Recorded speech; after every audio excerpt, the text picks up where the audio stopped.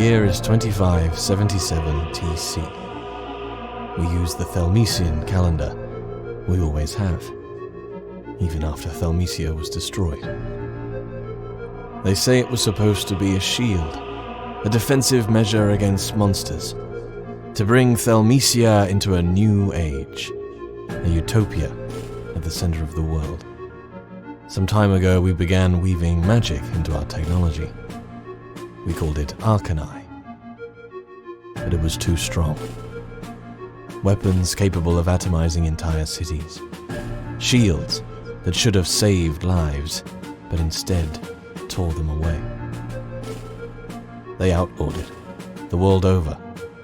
Most continents didn't even have it in the first place, but now no one does, supposedly. Some low-level Arcanii remains. The Arcanii engines that power the trains. Alexandria even has a few airships now. Seems the Arcanii Inquisition let that one slip. Well, I managed to get a hold of one of those engines. Plugged it into something I found in the sunken ruins of Thelmesia.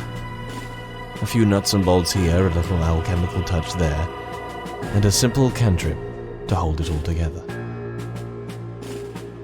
I'm a scientist, that's all. I just want to see what happens when I fire it up. Will it fall apart? Maybe. Will it reduce all of Lacrin to dust? Hopefully not. Will it punch through into the heavens themselves and take from the gods what they took from me? I fucking hope so.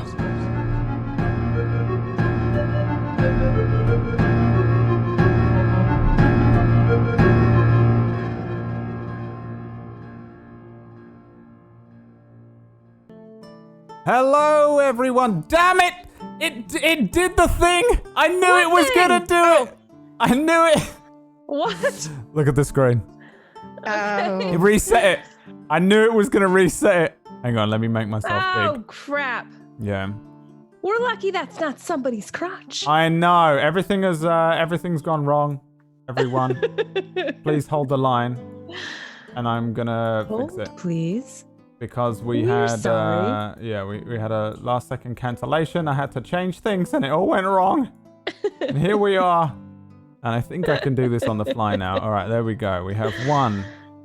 And then we have and then we have two. No. Oh god, is that me? There I am. Hey everybody, welcome to the show. It's me, Brad. Wait till you see Tuesday. Wait, you're gonna love this. Hold on. There she is! That's really her as well. I didn't think it was her either, but she said, Hi. It is me. I said, all right, if you say so. And then, here I am. There I am. Now, what's that one? That's not one.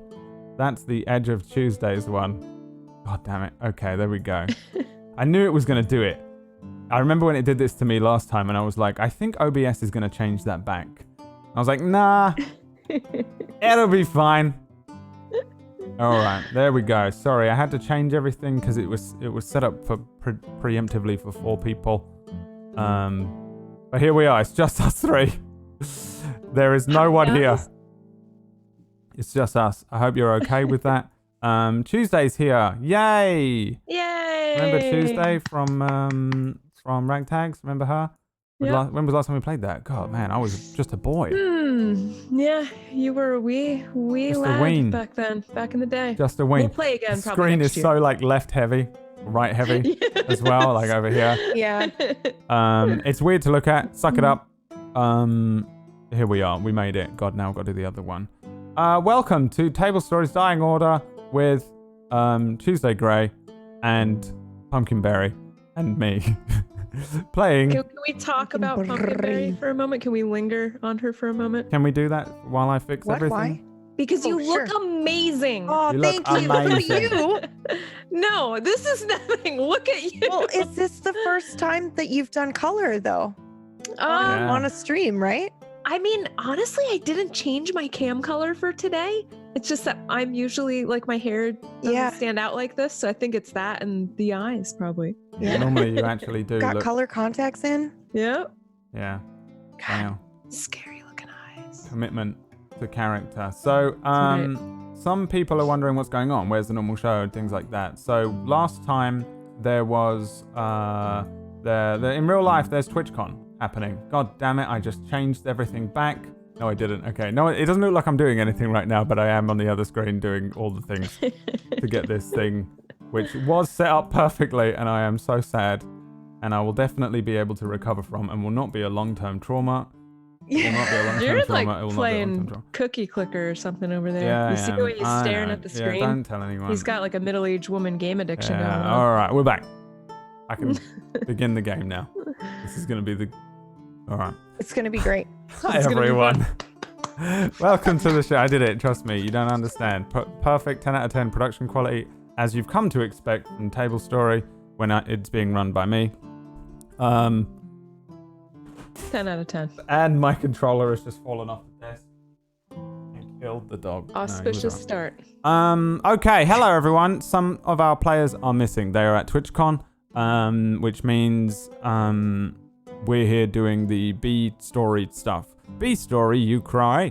What is that? Well, it's sort of like a set of one-shots that I've set up to run alongside the main campaign with Suna and Aura and Bo and Ellie. We're going to sort of flash sideways. A lot of you are like, when is it going to take place? Even PB was like, is it in the past? Are we playing as actually as Laguna? But no, it's a flash sideways to roughly around the same time. I'm not gonna be so insane as to be like, it's happening at exactly the events that happen in the first episode side by side. If you would, I can't control that. That's insane. It'd be impossible for me to do. But whenever we have missing players, or I want to, or I feel there are times when we're gonna flash sideways to these characters in the actual game. Like there are points that I have mapped out for episodes that will take place even when all of our usual cast are here. The other storyline here we'll jump into. They will generally be a set of one-shots. This one, you can consider it as either a one-shot or as episode 1 of like a B story or B campaign happening with the Inquisition. And that's the characters' jobs that you'll be playing. I don't know how to describe it. It's weird. I didn't realize them, but yeah, you are a bunch of characters that are within the Inquisition in Lacrin, in the same world, in the same story, and you're investigating things that are important to the main story. There won't be any like crazy crossover, right? Because you're going to be playing both sets of characters, so it would be impossible. But that's kind of the plan here. So here we are in episode 1 because TwitchCon happened, and everyone's at TwitchCon. Disby Eric's got on a plane and was like, I'm going to TwitchCon. And then she went. For one day. Yep. And so that's where she went to. Yeah. And yeah, so then we were like, Tuesday, Gray, come and play the game. And she was like, no. And I was like, if you don't show up, it's just me and PB. And PB should never have to be sat alone with me for multiple hours of having to deal with my droning drivel about Lacrin. And then I worried about PB. Yeah, and for PB's mental health and sanity. I texted Tuesday, please save me. Yeah. Yeah, Help and me. here she is. And here she is. So, yeah, so we're gonna mess around. Again, you guys are playing as the Inquisition. Essentially, you're kind of like the FBI.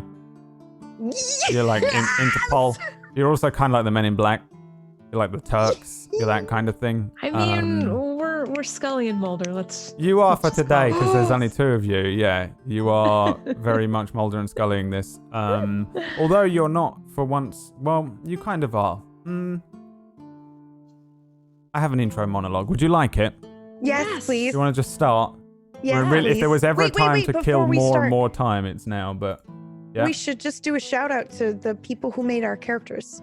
Because we didn't make these. Oh yeah, were I wanted to also team. shout out the fact that last week's episode with the dwarf archaeologist was Microfellatio's Patreon. I know that's his name. It's just so normal for me to say now because they've been around for so long. That is a person that has a Twitch name that I didn't give them. They gave themselves. They submitted that Patreon NPC to Darkfire, the previous campaign, but it came in after like the cutoff date, and I couldn't fit them in anywhere because you were doing all the end game stuff. And so that character came forward. So I don't know if you're watching this or not or whatever, but that was that character. So thanks for that NPC submission. I'm going to open up NPCs for this soon. I guess next month, October probably. So then... Which is in like a day. Which is in a day. So get ready to submit. So you'll be able to submit NPCs if you're part of our Patreon. I can't remember which tier it is, but one of the tiers allows you to submit 25. an NPC to the games. There's no guarantee they'll have a huge part. There's no guarantee they'll do anything other than just like that. You'll be on a train and you'll go past them and they'll be like, that's that character and that's them. And sometimes they're huge parts, sometimes they're not. But you can submit one. Sometimes you get to play them.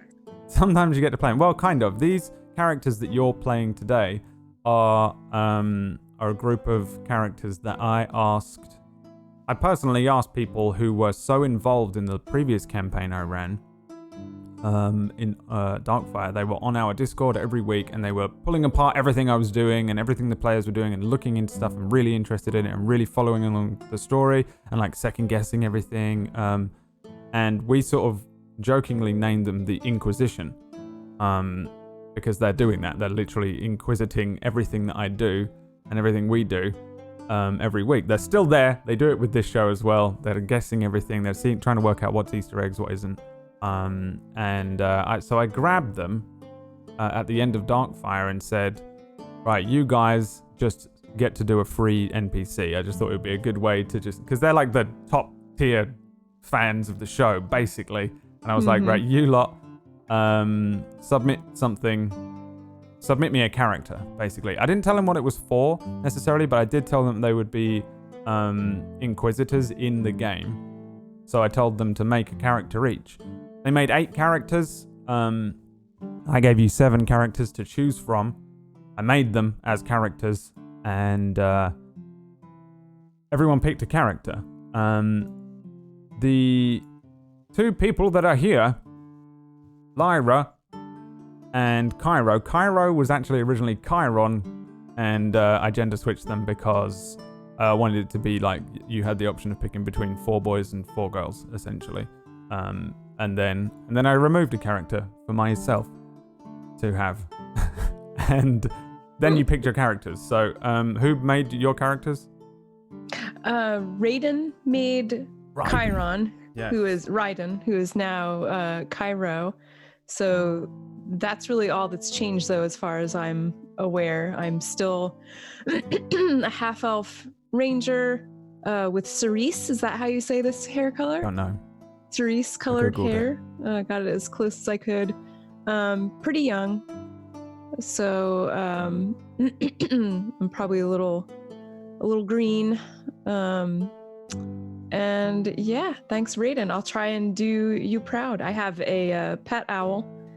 It's really more like one of those working dogs, so I call it a pet, but this is really my companion who helps me, and the owl's name is Keepy. Nice. Yeah, so some people submitted like unbelievably complex characters, and some people submitted like, here's a name and a race, and I was like, all right, I'll come up with the rest. so I've taken some liberties to twist and change them to have them fit, and add or embellish things or remove things that didn't make sense and stuff like that. But for the most part, they're pretty much whatever was submitted to originally. And then PB, who did yours? Jaguar did mine. Jaguar. I'm a Tabaxi rogue, Really? and my name is Lyra. Yeah, you wouldn't be able to tell No. if I didn't dress up. Yeah. All right. Well, we'll get to know you guys a little better in a minute, I think. Let me take you on a journey through time and space. Eons ago. No. What? No, not eons ago. No. I'm just Okay. shitting you up. I'm just shitting you up. Literally almost at exactly the same time as you all disappeared in the main game. 2 of our Arcanii Inquisition Inquisitors find themselves on a train. A train! That's right. I know what you're thinking. That's not the case. But I will bring you over to a train map. That's fun. And we haven't really seen any trains yet, but trains exist in the world of Lacrim. Did it work? Did it? Yes. You switched to the train map? I see a train. Yeah. Oh. Yep. I don't see it on my other screen. Well, yeah, we have This it. is 10 out of 10. Mm-hmm. Today. Production quality, 11 out of 10. There it goes. Oh, it took a little while. Bam! Train. You are on a train, you guys. Now, this is the Arcanii rail, remember. So, it's a little faster than the trains that some of us experienced once upon a time in Dustvale. For the most part, they still look kind of like steam trains in style, because Lacrim kind of hit the steam age and then just was about to propel itself into like an insane age of technology and magitech, basically, where they combined them. And then Arcanii went and blew up the entirety of Thelmecia, and an Arcanii law was passed, which is what your job is to enforce for the most part. And then technology just came to a standstill. If anything, it started to go back a little bit, where people were become afraid of technology. It's like they use propaganda to make it scary, essentially, because they don't want people using Arcanii. It's too powerful. They changed everything. And generally speaking, most of the world sat at the steam age. The Dustvale Tuesday, once upon a time, you were in Dustvale with the revolvers and rifles and things. For the most part, things didn't change too much. People are too afraid to tinker too far with this stuff. That being said, there is something known as the Arcanii rail, which is just an upgraded version of the steam rail. The coal and water-powered rail system is not good. This runs entirely on magic. It's just an energy that they can continually draw from. Each of these things basically has like a lodestone in it, like a magical stone that powers it for an engine, and it runs along a single monorail, so it's more like a monorail. But generally speaking, it's pretty much the same experience as you would get being on a train. They're probably a little faster, but it's kind of just a steam train, really. You guys have been approaching a town, which is little more, really not much bigger than a village. A very small town known as Caspon Wharf. And it's on the eastern edge, on a small peninsula in Alexandria. You have a map and some information of Alexandria. Everyone should have it. It looks a little something like this. This is Alexandria in the world of Lacrim. Predominantly kind of human-based society and culture.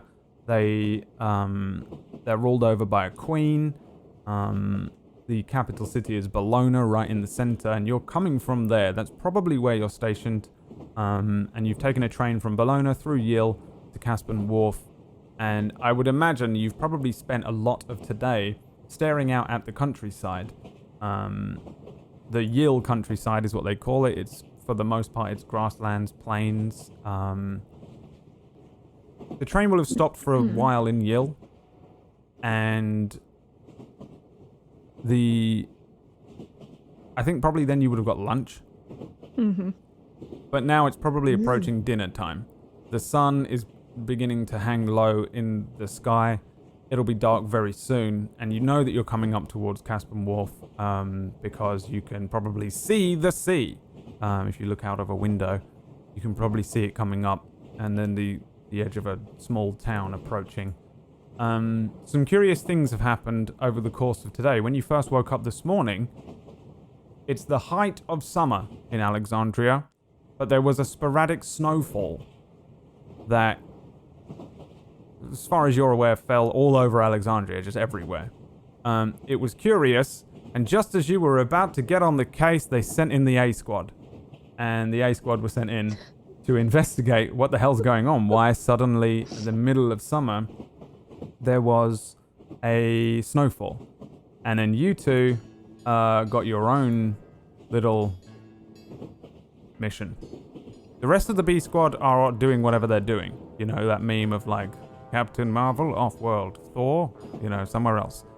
And then they send in Lyra and Cairo. Cairo, you're the newest member of the B squad, but you've probably been with the crew for about 3 years. You replaced a member known as Inquisitor Nathan Bell.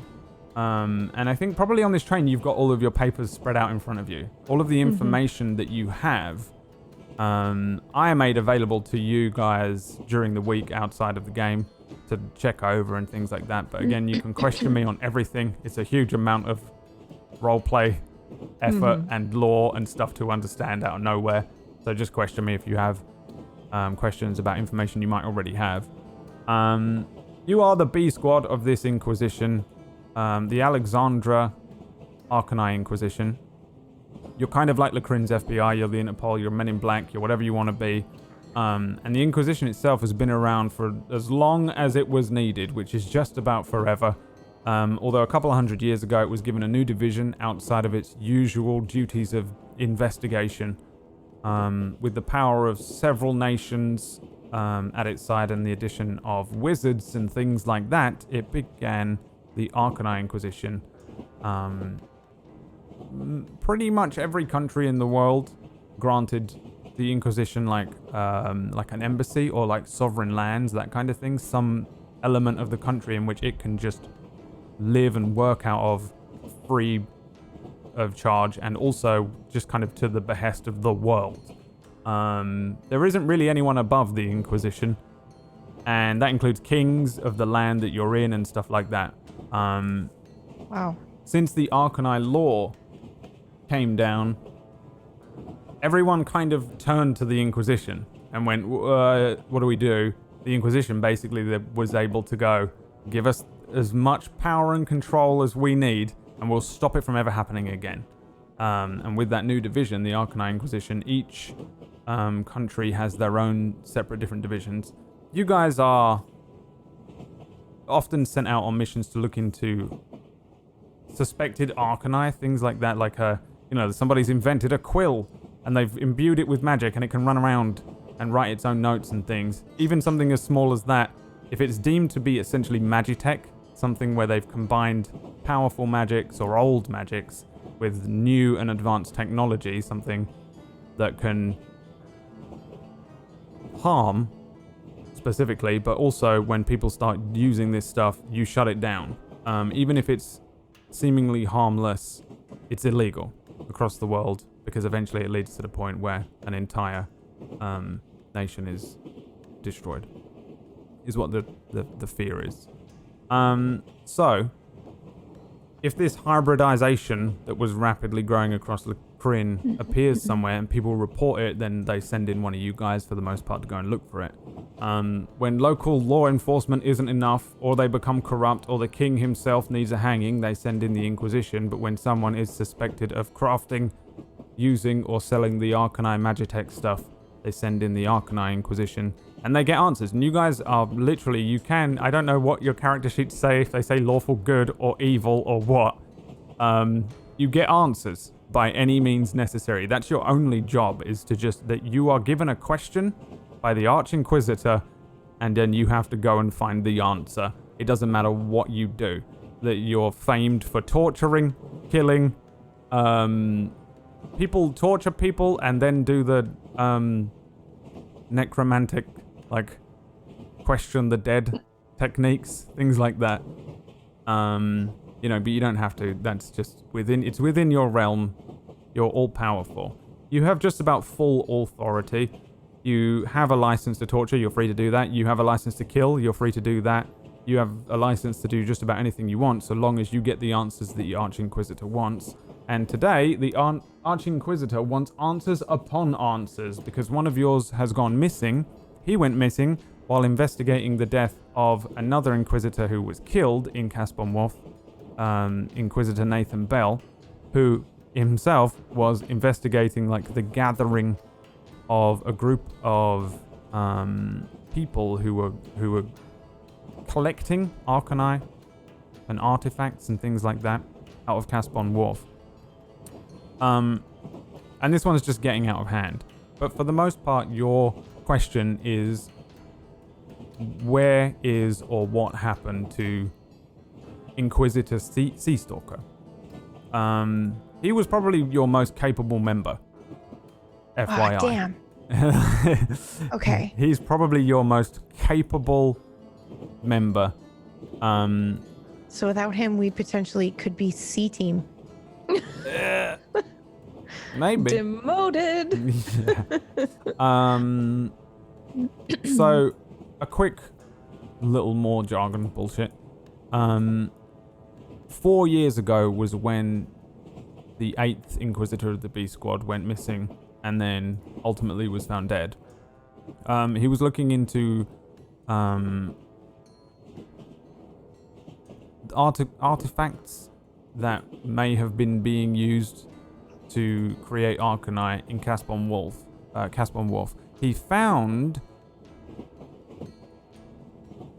stuff out. And the thing that I gave you, the PDF that I gave you, is probably a batch of scrolls and papers and notes and things like that you have in front of you. And most of them take the form of letters. You didn't really have any hard evidence or anything because everything he was working on was destroyed because he was working alone and then he was killed during it. This is pretty rare as well. Inquisitors are relatively strong. You're pretty well trained. You also have access to some things that people don't have. Lyra has one. Maybe resting on her lap or something like that. And he was a pretty good investigator, but also it's up to you how much you want to reveal that you're an Inquisitor. You can show up in the full, and you have this, maybe not on your sheets, but you can have it.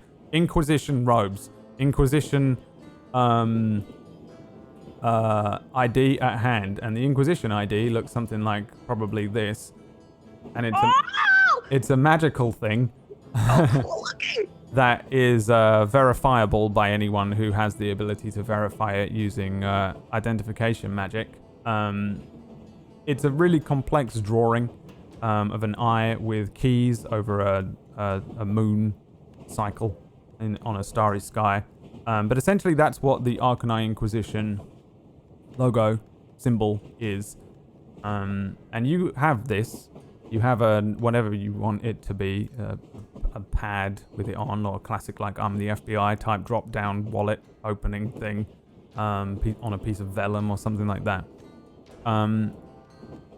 Some Inquisitors prefer to just be dressed however they want to be dressed and they act like a civilian, fly under the radar. Some bust the door down, Inquisition, give me the questions, or give me the answers, and it's up to you how you approach this stuff. Inquisition does have a uniform. It's a set of black robes, and they're quite nicely tailored as well. They have like cuffs with white or silver inlays on them.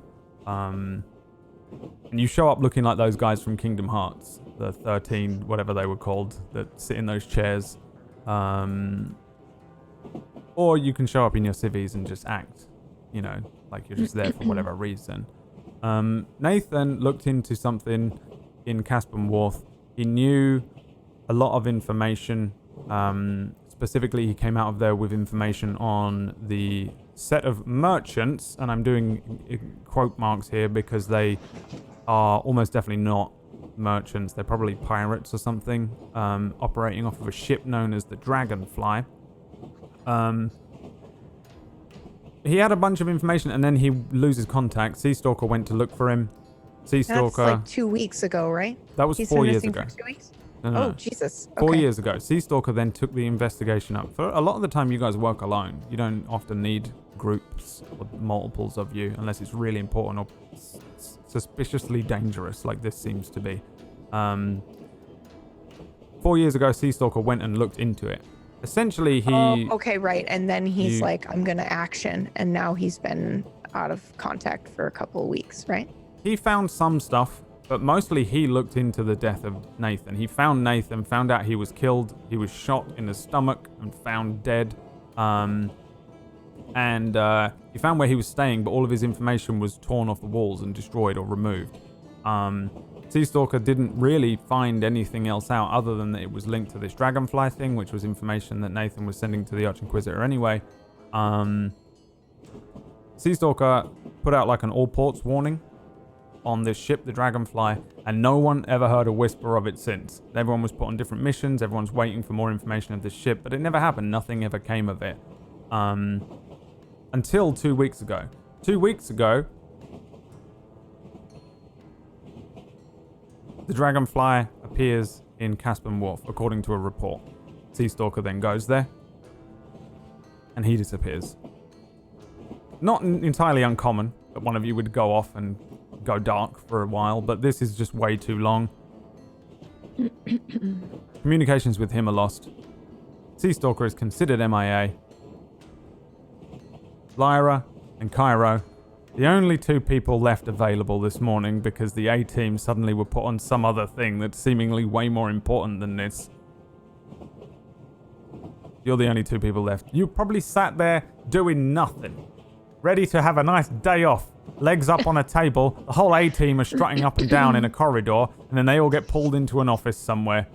And then you are pulled into another office, and the Arch-Inquisitor gives you your mission this way. The Arch-Inquisitor isn't someone you've ever met physically, it's just a letter you receive. You have no idea who they are, you've never spoken to them. Does it have a seal or anything, or can anybody just deliver a letter and... It's for sure got some sort of magical seal. Okay. That you guys probably have some sort of like...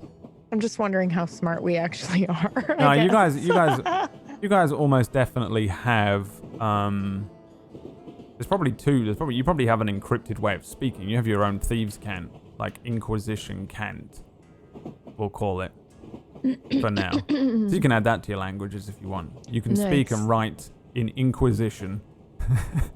And on top of that, you've got all these like magical things. Like a lot of the Inquisition relies on magic, divination, magic, scrying, shit like that. It's all, they use anything. They don't care. They have, and you guys know this, but no one else in the world does, Arcanii that they use. They just straight up have some, and they use it. Little things. I doubt you guys specifically have ever used any. But the A-team totally get access to Arcanii stuff in the vault. But I don't know if you've ever needed it. You've never had anything good enough to need it for. But yeah, the Inquisition most assuredly have like some sort of like magical seal, like an unbreakable wax or something, that you guys have an item that you can use to open it with. Something like that. And it's probably coded to like you. Like it's crazy. Like they have whatever magic you need, they have it. Someone in the Inquisition, somewhere in the world has it, and it arrives eventually. The Inquisition is painfully powerful. They really know everything. They're everywhere. They're involved in all the dirty shit. They know most of the like criminals going on, the everything. But really, it's not your jurisdiction. You're just there to find answers about whatever your question that was posed to you was.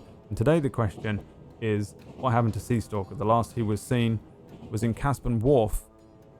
And you're probably going to be there in about 5 minutes. So a quick, who do we see? I know you kind of introduced yourselves. What do you guys actually look like? I'll zoom in on your tokens because you have these images. But what, for people's listening's sake, do we see when we look at Lyra? Lyra has rosette spots all over her face, so she's cat-like, obviously, if you didn't know what tabaxi is. Yeah. She's curvy. She wears a lot of clothes. She's long sleeve, long pants. She's almost completely covered. Her left ear appears to be damaged or broken, and her tail is almost always hidden. Yeah, and she has a rifle with her on this train. Yes, she does. What about Cairo? Cairo is half elf, so you see a little bit of pointed ears, very pale skin, super slender, about medium height, and some freckling on her very pale face. She's sitting there with her owl Keepy, who looks a lot like a barn owl. It's sort of buff colored, kind of tawny colored with a white face. And she has a bow that is sort of the same color as her hair, but it has kind of a soft golden glow about it, or some golden lines that kind of pulse along it. And I'm probably sitting there working a new set of jesses for Keepy, and jesses are those leather straps that go around the leg of, like a serving bird. So I'm probably cutting some leather and have some sinew and sort of just finishing up a fresh set of jesses for Keepy. Yeah. I think you hear the doors at the other end of the carriage kind of open up. And then walking in is this tiny little guy, a little gnome, a gnome conductor who, for the most part, trains are run by gnomes. They always have been. No one knows why, other than I like gnomes. And a little gnome comes walking down. They wear blue robes, not too dissimilar to yours, but they have decent trim, yellow trim, a hat, and this little gnome conductor starts walking down, and he's probably already spoken to you. This carriage was just yours. Although you didn't really see that many people getting on the train at Yale. Either way, no one's coming in this carriage. This carriage was always yours. No one can enter it. The gnome doesn't let them. It's the Inquisition's carriage. And this little gnome comes walking up the aisle and approaches you. And he kind of he's got his head down a little bit. You can see that he actively doesn't look at anything that you've got going on the table or anything. And he walks up and says, "We will be arriving at our destination soon. If you would like to take your things, the train will be leaving in the morning. If you want to stay on the train, you may. But we will be leaving in the morning to head back to Yale. Thank you for joining us." Thank you very much. Exit this way? You may leave by the exit at the end here or the end here when we pull into the station. Thank you. Okay, very well. And, again, please send on my regards, to the Inquisitor. Of course. and he kind of he bows and sheepishly walks away as the train begins to slow down, bringing you into this kind of small, but not unbelievably small town. And the train station is a little outside of town. There's a walk towards the actual dockyards, but you can probably see something that looks a little like this. Caspon Wharf is one of these kind of places. Mostly a dockyard. Probably not even as big as depicted in this sort of placeholder image that I've got, but it's a pretty much entirely just a huge, great big dockyard. Train comes to a full stop, and the you can see that no one is getting off the train, and also no one getting on the train. The train isn't due to leave till tomorrow morning, and as soon as you arrive, you can see the seagulls flying around. You can smell the sea air, and you get that sense of kind of just docks and seaside town almost. There is a few areas outside of town that look like they are farming land and things like that, and there's a road that you can see as you step off of the train. The train station is like a basic building. It's almost like a bus stop. Like, there isn't really anywhere for you to do anything. When it comes to buying tickets and things, you buy them on the train. So train stations are just meeting points, and there's just a small kind of basic structure that you might be able to go into. There's no one in there. There's nothing happening. It just seems to be a road that leads down towards the actual town itself. Past a few kind of small-looking farming areas. You get the sense that there might be more farms further out. But this is definitely a fishing village, and like a port town. and a harbour for ships that might pause here as a waypoint and continue on their way. But it's mostly a relatively small town. Not a lot of people live here. Not really anything of worth has ever happened here that you guys would know of, apart from the incidents that we discussed and you knew about. Assuming you guys head into the town, it's a short walk somewhat downhill towards this kind of docks district town. What do you guys want to do? Assuming we're not wearing our robes, and I am not I'm wearing pretty mine. discreet. Yeah, I wouldn't be wearing them. Civvy stuff? Yep. Yeah, I'm just civvy for sure. wondering, in general, we've got our badges should we need them, but in a town this size, are we going to stick out with our bow and our gun, or, how recognizable are we in general as Inquisition? You can give me an insight or an investigation check. Sure. I will go with... I'm going to go with investigation. 9.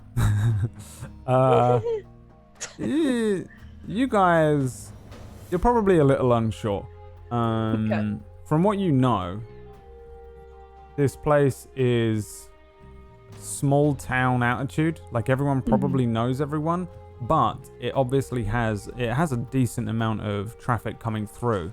So For the people ships, showing yeah. up looking kind of random is not going to be a big deal. Sure. Because people just come in. And you guys also know that there's a decent amount of kind of criminal activity that happens here, low-level stuff, and pirating stuff.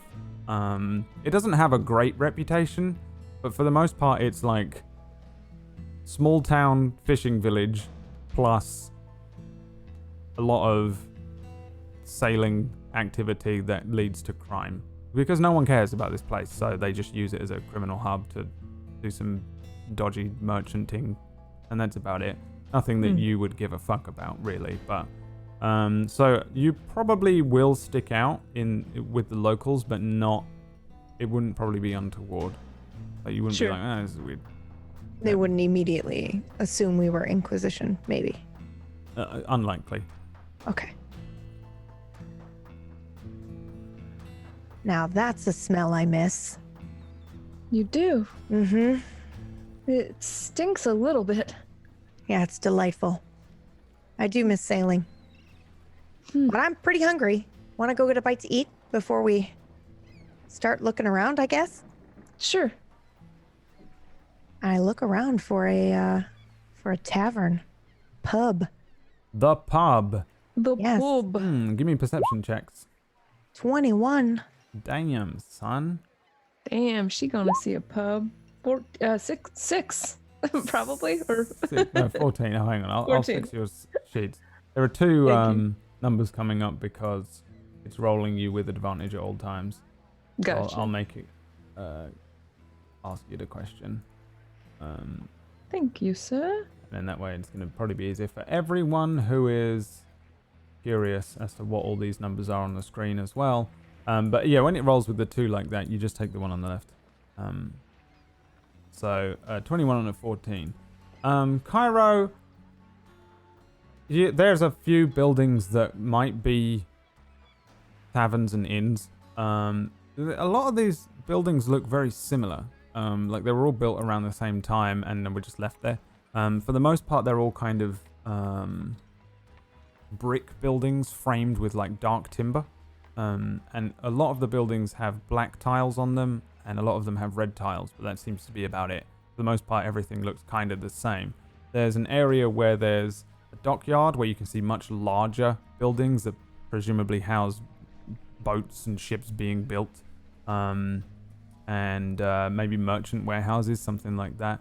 There's a smaller area that you can see north of the, we'll say north, but really you're kind of up from the dockyard. That looks like a town, just like a little village with like a main street that maybe has a market on it. But again, it's getting a little late. But you're coming down, so you have a decent, somewhat bird's eye view as you're coming down into this town to get this view. Then there is an area across a small bridge that seems to have a few more sporadic, random-looking buildings that might be inns. I think, Lyra, you're pretty convinced that one of these is an inn. There's a particularly large building there that seems to have a decent amount of traffic for this time of night, and that's really the giveaway, I think, for you, that at the end of the day, people tend to go to inns and pubs. There's nothing else to do. No Netflix. So most likely, as you're approaching, you can see that you head in past this town, across the dockyard or along the dockyard, and then beyond it over a smaller bridge into a separate section of town where there is a probably tavern or inn or somewhere at least that you'll be able to get some food. If it's not, it's like the town hall and they're having a town meeting today. You know, there's one of those two options. Yeah. I absolutely just kind of like walk and guide us there. It's not too far, right? I imagine it's like right after the docks, or... Yeah, I don't think this place is even a mile across, you know, it's like... Okay, okay. Nothing. It's pretty small. Yeah. Yeah, okay, so you guys start moving through town. I'm gonna roll 2 dice. 1 dice. 2 dice. Damn, son. I think this might be the most unlucky day of my life.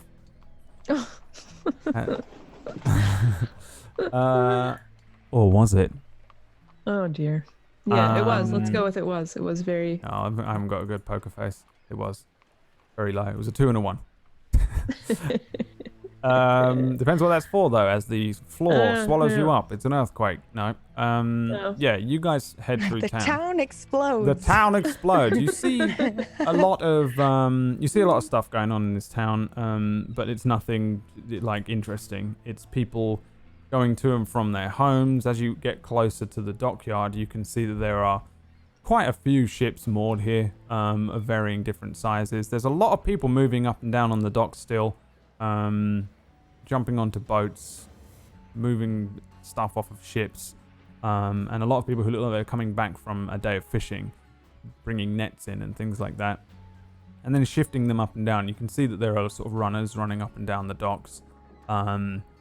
They don't really pay you any mind. Like, they will, if you're walking directly past them, they'll glance at you, but they won't think much of it. And you can see also that there are a handful of people who seem to be doing kind of the same thing as you, just a little like, oh, I've only just got here, I haven't been here for too long, kind of just looking around a little wide-eyed, and don't look like they're necessarily part of the fisherman community here. You can see that most people are in like overalls and workman's clothes, things that were designed to work on a ship.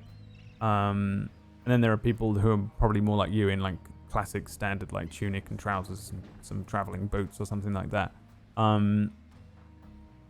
Moving past that, you come to this bridge. It's a lot tighter here and people are walking past you all the time. But again, it's the same thing where you get a few glances. No one really seems to give a fuck that you're here. No one stops and goes, it's the Inquisition, like they do when they find out you're the Inquisition all the time. And they go, oh, it's not mine. It's not my chassis, mate. And you don't care. It's not your job. Approaching the larger building, you can see now that it is almost definitely an inn. As you come around the front of the building, you can see that it says above the door, there's a sign that is very kind of weather-worn from the sea air and the salt, that says the Cowardly Fletcher Tavern. But it's a pretty big building, wide, 2-story but wide building. Same thing, brick framed with timber, and then black slate roof. The second floor looks like it overlaps a little, so it comes out, so it's a little larger, which suggests that there's probably rooms up there. Yeah, you as you approach, you can see just people coming and going. Sailor types mostly gruff fisherman types. Moving in and out. Do you go in? Yes. All right. Heading in. Pretty big place and quite clean. Probably you were expecting something maybe a little different, but it's actually pretty decent in here. As you walk in, you immediately realize this isn't too bad at all. Just rows of those pub benches, though. Not really tables and chairs, but just a lot, like kind of almost like a Viking longhouse. There's just rows and stuff of benches with seats along them. Those kind of out garden pub benches that you might get. I don't know if you get them in much in America, but that's kind of how it looks. And it's a long, wide open room, pretty clean, wooden floor, 2 huge iron chandeliers that are lighting the place with lamps. They've got like lamps attached to them. It's not candles, oil. And just, again, more gruff-looking sailor and fisherman types that are cradling tankards of ale along with them. Several tables you can see that they're like families, like one of these gruff, bearded fishermen with his white beard and then, like a woman, and then a couple of younger-looking sailor types with their families and kids, and like a family dinner is taking place in here as much as there are just like groups of shady looking pirate types who are in that classic hook attire. There's Shmee's just sat at a table looking at you as you walk in. And it's a pretty decent mishmash, but for the most part you can see that this is like mostly like fishermen. No one really stands out like crazy or anything like that, apart from maybe the barman. At the center of this place is a square bar, so the whole thing is around the bar. There are several routes out. You can see that this has like a pub garden in the back. There's another door that's along the same wall that you've entered in. And there are doors that seem to lead further in or up into maybe the inn. And at the center of the room, there's a bar. There are 2 bar staff, but one of them immediately leaves. And you can see that there's an elven man. He's got very long painted nails as you approach the bar. He's got lots of piercings up his ears and his nose. He's wearing a very thin tunic with these sort of loose fitted pants. And he's got a set of very expensive looking high heels on. And he's got a lot of thick makeup on. And he just sort of stares at you as you approach, expectantly, like waiting for you to state what you want or why you're here. He catches you pretty much as soon as you're approaching the bar. Hello there. Can we have a room and then also some dinner? Right, where are you from then? Shit, where did we come from? Bologna. From There was like so much. Bologna. Yeah. We've just come from Bologna. Oh, is that right? Last City weekend. folk, is it? Yeah. Bloody hell, I like it. You don't look like city folk, he says to you, Cairo. What? Why not? Dunno, you got an owl. Right as he says that, I do what I do usually right away when I walk in somewhere, which is 2 clicks to Keepy, and Keepy goes up to, if there are rafters, up to the rafters. If there isn't, to a banister for the 2nd floor. Yeah, there's probably some rafters that it can perch on, or like timber framed things up the top. Mm-hmm. He says, yeah, like normally your type's got one of them outside, isn't it? Not really in the city. What use you got for an owl in this big city like that? I just stare at him. Right, yeah. So you want dinner? Yes, please. Yeah? Please. Mm-hmm. And drinks, is it? What do you want? Oh, I'll have a mead, please. Ale, please. Don't know if you're going to want the mead. Not going to lie.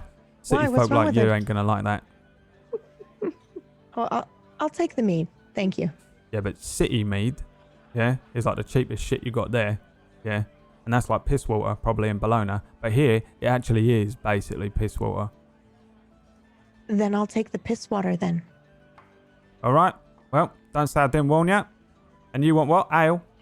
Ale, please. All right, yeah. You don't want no food? I think do you food would have? be a good idea. All right. Take a table. And he hands you a spoon, a wooden spoon. It's got the number 8 written on it. Hands it to you. Great. Thank you. All right. Let's see. Boiled eggs? No, you don't want boiled eggs. You probably want roasted lentils. City folk like that sort of stuff, don't you? What soup do you have? Fish soup? I'll take the roasted lentils. Lentils? Yeah, that's what I thought. I'll have the fish soup, please. Fish soup? All right. Yes, please. No problem. All right, yeah. Just take a seat. I'll bring it over when it's ready. Great, thank you. Thanks. He watches you a little bit as you walk away, a little kind of confused, maybe. He sort of seemed confused throughout the entire exchange. And then writes some stuff down and then hands the paper to the other barman that comes out and grabs it off his hands and then heads back. Seems like he's just taking orders and heading back into the other room. Not long after, you guys walk away and find a table. You can see the another person come up and order something off of him. Fish stew, please, mate. Yeah, fish stew, no worries. Yeah. Hands him a spoon. They go and do it. Where do you guys want to sit? There's like, this place is pretty big. There's some darkened corners that you can hide in. There's a place right next to the hearth which is being lit. Dark corner? Absolutely. Yes, a please. corner. Yeah. Absolutely a darkened corner. You go sit in a dark corner. I'll take one darkened corner, please. One darkened corner. And yeah, you guys sit in a little corner. There's a relatively empty, like the corners are dark and empty and no one wants to sit in them for the most part. The people who are sitting in the dark corners are like the worrying looking pirate types. I think maybe if you find a table that's slightly aside from everyone else, there's maybe a table that's 2 tables apart from someone else, and that's the best you can do to try and garner some privacy. And there's just a single old man kind of nursing what looks like his 4,000th whiskey that day, maybe. Red cheeks, human man, big bushy beard, kind of just like sitting there. Hiccups as you walk past, goes to say something and drinks instead, and then you two sit down. Did you say he looks like a sailor? Yeah, he looks like an old fisherman. Okay. That like classic old fisherman type, worn-looking, dirty clothing, like just sea-withered skin, eyes that are just like drooping, you know, and he's just got a drinker's roadmap across his face as he nurses a whiskey. And I think it's probably the most private corner you can get, if that's what you were after, I assume. Yep. Mm-hmm. Yeah. That's you guys perfect. sit down. There's a little cup in the middle of the table. You put the spoon in it. What do you do next? I crane my neck to look for Keepy in the rafters. Can I see Keepy from where we are? Yeah, I don't see why you wouldn't be able to. And then I say to Lyra, I didn't like the way he was looking at Keepy. I think he's just never really seen an owl before. Perhaps. All right, so what do you want to do? What's our plan of action? Right, well, we need to ask about the dragonfly. I think I can help with that. All You right. used to sail, right? Yeah. I still have some contacts that can, grant me passage, so maybe they can find out about the dragonfly. I'll ask Perfect. around. Perfect. That'll be a good start. And, Sea Stalker would have stood out, so it's likely anyone that did run into him would have some information. Do we want to ask around? Do we want to be that obvious? Well, I'll leave our approach up to you, but I kind of feel like the more time we waste being indirect, I'm just concerned. Yeah. Okay, well, let's eat, and then I guess we'll start. Actually, I think I'm going to go see that gentleman over there. Did you want to join me? I will. Okay. I will go up. I'm going to leave the spoon with our food at the table, but I want to saddle up to this drunkard over here that's next to us. Okay. Yeah. I mean, he's just sat there. He probably doesn't even see you arrive at his bench. Remember, these are like each their own little pub bench. There's a huge thing that can probably sit 6 to 8 people. And he's just sat by himself on it. There's like 2 or 3 empty glasses next to him, 2 or 3 empty tankards. No food, doesn't have a spoon. He's just sitting there with a whiskey in his hand in a thick, greasy, dirty-looking glass as you sit down. I don't think he even sees you sit down. He's just looking at the Hi. glass. I'm Lyra. All right, what's your name there? Lyra, is this seat taken? Ira. That's an unfortunate name. Why? Well, nobody's gonna trust somebody with lie in their name. Oh, I guess that's a good point. You should change it. No, I I think should I'll leave not it. change her name. Oh, what's your name? Cairo, do you have any trouble with that? Sounds like a boy's name.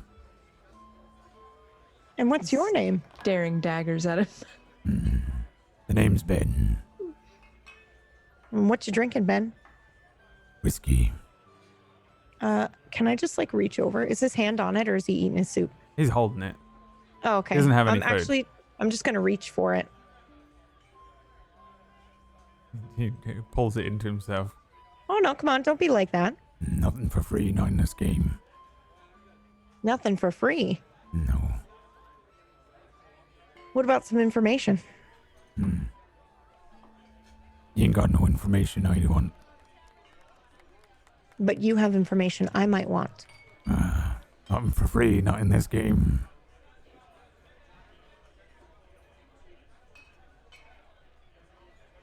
I think we want to be discreet, so I will actually pull out. How much money do we have? Let's see. Roll me a D100. Buses in the chat, please. I want to be filthy rich. Is it each or is this our pool of money? This is your pool of money. Okay. This is what you were given that morning. That's not bad. You have 41 gold. Cool. Back at HQ, on the side, there's a bag of 500 gold that you left. Oh my god.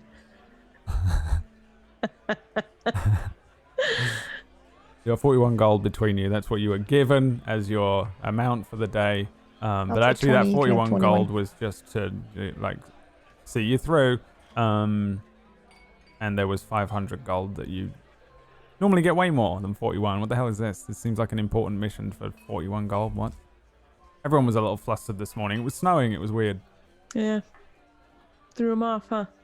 Yeah, it was really, really weird. I will slip him a gold piece. So now we can just have 20 each. He like That's does that cool. thing where it Okay. dances over his fingers, particularly deft for like an old man. He's got like shaky hands, thick, kind of, they all look gnarled and like they've been broken 100 times over, and he rolls it across and into his mouth. You see one single tooth on the top row, and he bites down on it. All right. And he pushes the glass of whiskey over towards you. We're looking for someone. Everyone's looking for someone. Well, this someone probably stood out. He was here about 2 weeks ago. And then what does Sea Stalker look like again? I gave you the information in a special folder called Inquisition Stuff. Sea Stalker Info. There he is. There is Okay. an image drawn by Runty. Guess which one wasn't able to be selected, Runty? Sorry. But you became my one. That became my one, basically. Sea Stalker. You have all this information on him. His real name, right. what race he is, what he looks like, stuff like that. And, you know, you just know this naturally. Okay. Well, this fellow would have stood out. He's tall, broad-shouldered, white hair. He's half merfolk. Green eyes. Half merfolk in a fishing Yeah. village. Ain't never seen one. He just points to a table behind you, just full of merfolk. One of them throws a trident at a wall. Dung! Way! And they're just laughing. You hear the barman. Oi! Stop it, you lot! Come on! Need that wall. And then I just keep going. Large burns up inside his face. Asking around, asking a lot of questions. you can roll me a persuasion or an intimidation check. I assume this is persuasion. Yeah. I will roll 2 dice. 22. Wow. He says, Let's see here. Burned. Don't often get burned, them lot. They just jump in the water. Don't see them too far inland either. Can't say I've seen a burned one.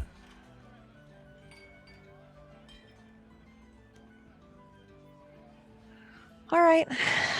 Thank you for your help. Be careful who you're asking questions like that. Who should Why? we be careful of? you see him kind of like look you over. He looks you over, Lyra, but then glances at Cairo, who's like this young-looking elf. She's like small and young-looking, nice pink hair. You probably look a little more older, a little more savvy. And then he winks at with his one open eye at a table beyond the one with the merfolk on, maybe in the further darkened corner from your corner. And And it's like the table that had like all the pirate types on it. They just look like ruffians, you know, bandit pirate types. Immediately you can tell they're the only people in here that are sitting there with like daggers in their hands and like, you know, sitting with their legs on the laughing thing. loudly, They're like they laughing don't loudly, care, they're yeah. drinking, they're all kind of busted up. They have that like weirdly hardened face that people who have been in a lot of fights get. And they look, you know, when you think kind of in your head of maybe a classic pirate, they look more leaning towards that side than your average maybe fisherman or sailor. You know, there are plenty of merchants and stuff that sail around the world all the time. Sailing's still a big deal.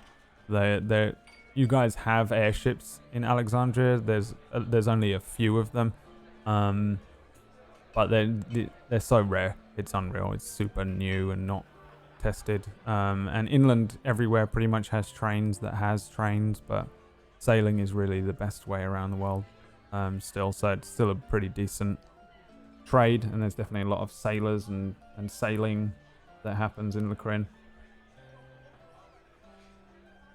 What about the Dragonfly? It's a ship. Have you heard of it? Jesus. All right. You see him hiccup as he kind of goes to drink his drink. Never heard of it. Sounds like you have. He like looks over at the back table again and says, No, never heard of it. Try again. I'm gonna intimidate him. Yeah, give me an intimidation roll. Beat a 5. 14. Yeah. Yes. He he puts his drink down quite hardly and then and leans in and says, Listen, that log cut me neck. And what do you think I'll do to you? I'm hoping for a kiss. I don't think so. Hmm. Now I will pull out our Inquisition badge. And I know you said we had it on a piece of paper. Can we please have like a little silver, like you can have actual... whatever you want it to be. Oh my God, yes. I want an actual little silver piece that has been, or brass, yeah, that's done and it's just engraved. And I'll just kind of pull it out and show it to him, and then I'll tuck it back in. Bloody fuck. What's so special about that ship? All y'all are coming around. What do you know about it? Seen one Maybe of I'll yours tell come you in what's special before. about it. 2? Did he say 2? 1. 1.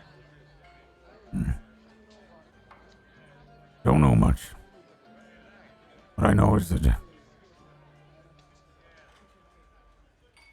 they're gonna shut me up if I tell you. Why? What'd you do for them? Ain't done nothing. That's how secret they are. And how do you know about it? Everyone knows about it. Ain't nobody talks about it.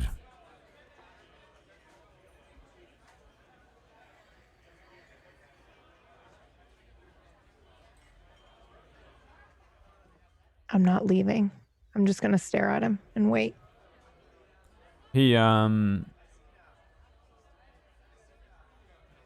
both of you give me insight checks. Okay.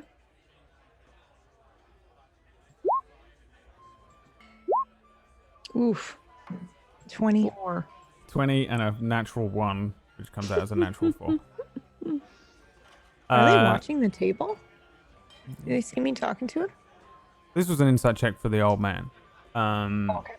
The old man, as far as you're concerned, Lyra, does something weird and suspicious. Ooh, okay. Cairo, I don't know what you're doing, but you just don't. This old man just is an old man, maybe, and you just don't see what's going on. You don't spend enough time around old geezers who've been fishing forever or something like that. I'm probably a little preoccupied that he insulted us. I have a little bit of a chip on my shoulder, and I'm keeping a close eye on Keepy because the bartender paid too much attention to him. Yeah, the old man kind of like he has like a glance again behind you at that table, and then begins coughing. He coughs like 3 times and hits his chest, but it seems so false and so acted. And he says, Listen, I don't know nothing going on around here. I like to keep my head down. and then he kind of looks at you. He looks pretty scared. Fuck. Oh, well, there goes plan B. Okay, so can I ask, did that seem like he was signaling them with that 20 insight? Because you said it was fake. Yeah, it looked Is like he he was just- bullshitting something. Maybe it was a signal. I don't think you know what his signals are, but it was a weird looking thing to randomly do. Yeah.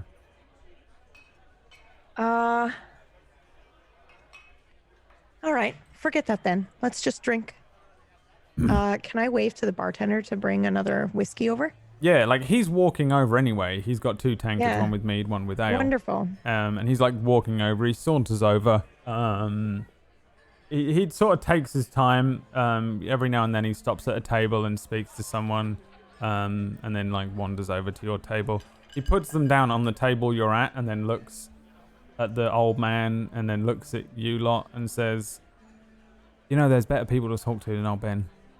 All right, he's all talk, he's all stories." No, not all stories.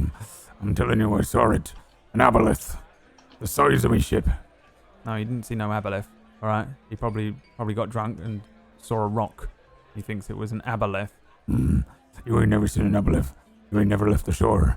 I've left the shore. All right, a few times. Okay, are you sitting here or are you sitting over at the one with the number on it? I think we'll sit here now, actually. Right. Okay. And he puts the drinks down. Have a whiskey for you. Nope, I need a piss. He gets up. All right. Okay. Food will be out in a bit. All right. Maybe can you put the spoon on this one though, because they're gonna get confused and they get angry with me, and I don't want to be the one that they get angry at, because I don't own the place. I'm just the best looking in it. Okay. And then Oh, he turns one around. more thing before you go. We're Yep. looking for our friend here a couple weeks ago. Merfolk, green eyes, large burns on his face. He's asking a lot of weird questions. A persuasion check. 21. Why? Nice. Why? What is happening? I don't It's know, but wonderful. pretty good. He nods his head. Yeah, I've seen him. Yeah, I've seen him. He was here for like one night though.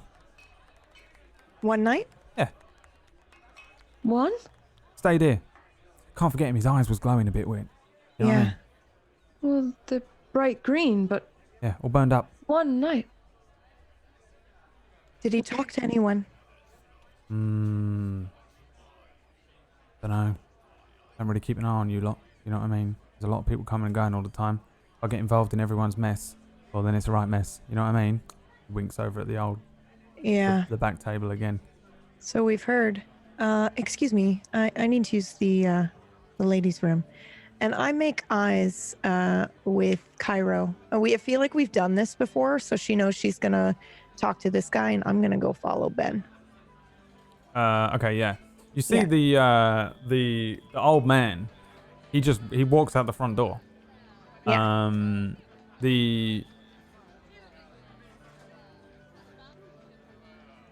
The door is facing, we'll say south. Technically it's not south, but I'm going to say south, and heading out towards the ocean. And he walks just straight ahead to the edge where there is a little lip, and he looks like he begins to piss off the edge into the water, into like a bluff overlooking the water itself. Are you all the way outside? Me? Yeah. Oh yeah, I'm gonna follow him all the way out. Okay. I'm gonna walk up next to him. Oh, all right. Yeah. Yeah. He's like We he's can- like swaying, He's like swaying. Oh yeah. He's got his dick out, pissing off the edge. Yep. Which side are you on, left or right? What's on either side of him? Nothing. Nothing. It's literally just nothing. So yeah, I'll come up to the left side. All right. He doesn't see you then. Oh shit. He had one eye closed the whole time, like it was like. Oh, bloody hell. Can I help you? Yeah, I think so. All right, well, let me finish this then. You have to give me a minute, too. I'll wait. He pisses for a little while longer, you see him shake it off, and he says, Right, well, I got my own place we can go back to. How far away is it? Pretty far, other side of the docks. Well, I have a room at the inn. Nope, not going back in there tonight. All right, let's go for a walk. All right. he begins to walk around. Give me another insight check on him.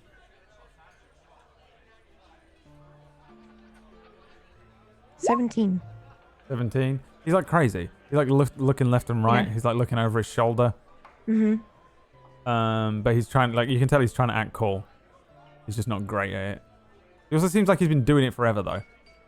Like, it seems like it's old He's hat, older, but right? he's not good at it. You know what I mean? Like, Okay. Yeah. he's used to doing it. Like, he talks about doing it all the time, but when it actually is happening, And he's then- like, oh my God, this is actually happening. Right. So Okay. he begins to walk back towards that bridge. Back in the tavern. Cairo, what are you doing?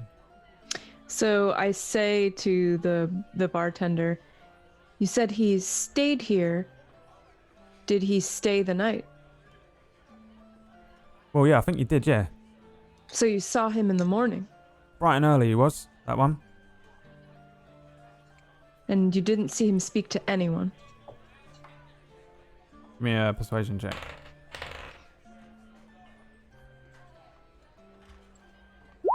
Six. A 6. The I think maybe he like kind of turns his back to you a little bit. And then he turns back and looks at your ears and says, "You're not full elf, are you?" I'm not. No, I didn't think so. So do you have to like What? sleep all night?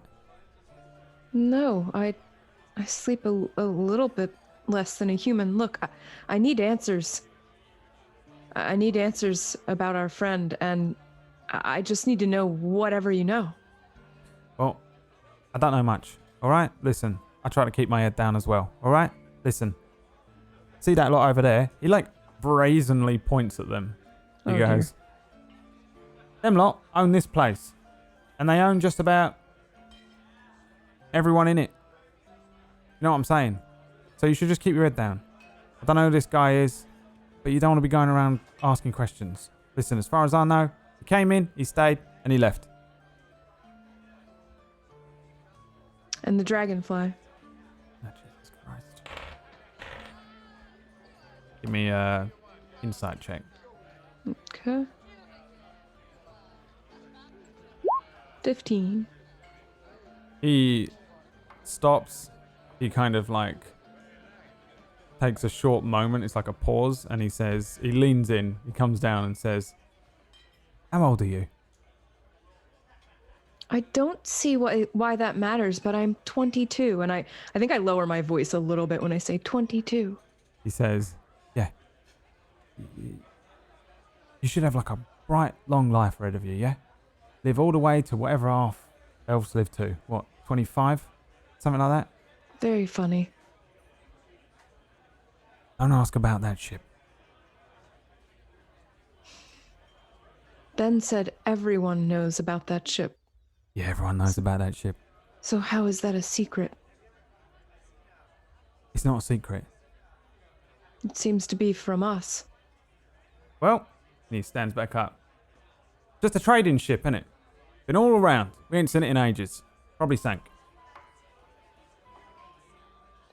Thank you, I say kind of like, dismissively. He says, "Listen, you want to know what's going on? Maybe take a silver coin to the docks and ask about there. Alright? You don't want to be asking around in here." Well, thank you for that information at least. Yeah. The runners. Ask the runners. They usually know Ask a bit the more. But they're runners. hard up and they need coins. That's the difference. Understood. Just keep me out of Thank it, you. yeah? Unless you want booze. And I'm gonna cancel that dinner because you look like you need to take a walk. Right. Now, how many minutes have passed in this conversation? Probably that amount too. He Okay. like walks away from you, like shaking his head, and heads back over to the bar area. Back outside,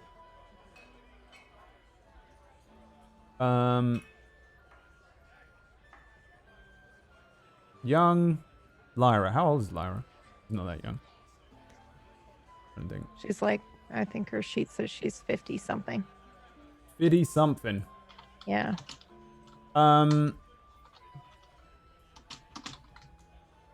There is 40 something. Sorry, my bad. 40. You're walking along with this old man.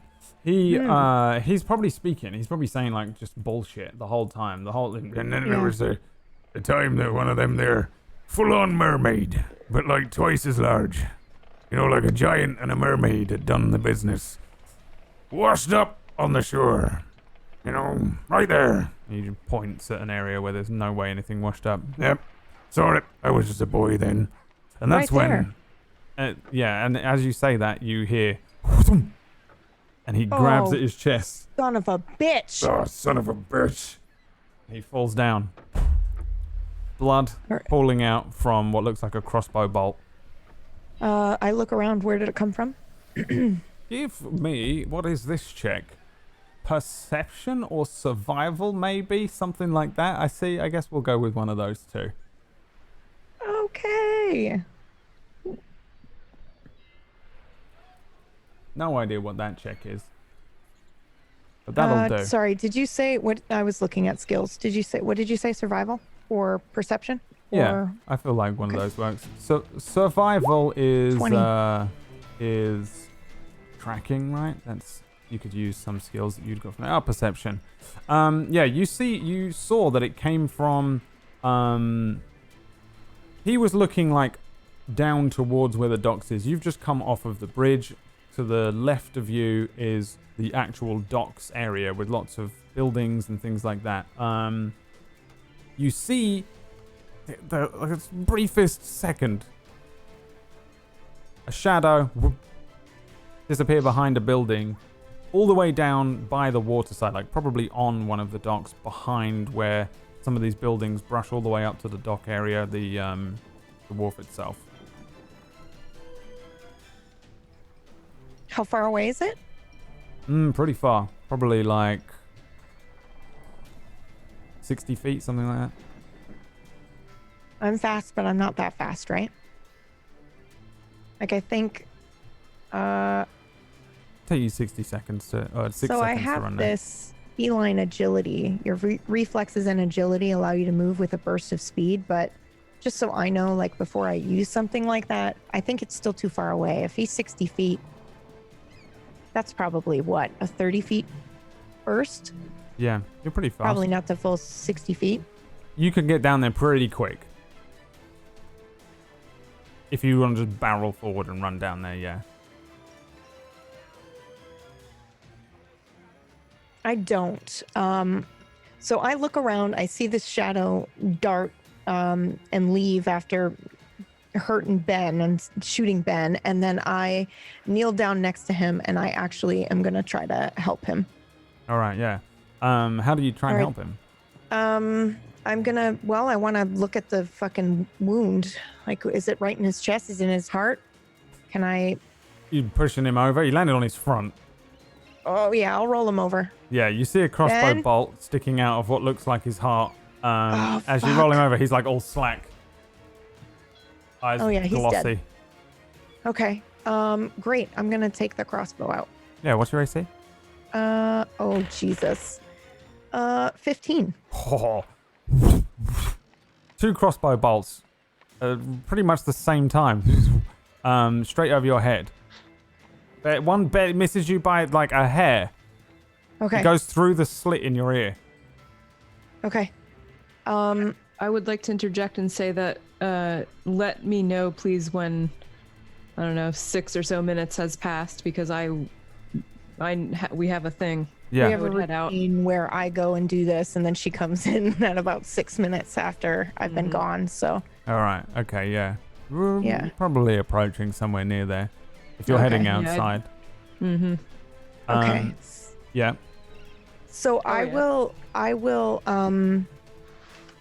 if one goes over me, I just want to grab one of these bolts and then sort of kind of bail and prep for combat if somebody is actually trying to hurt me as well.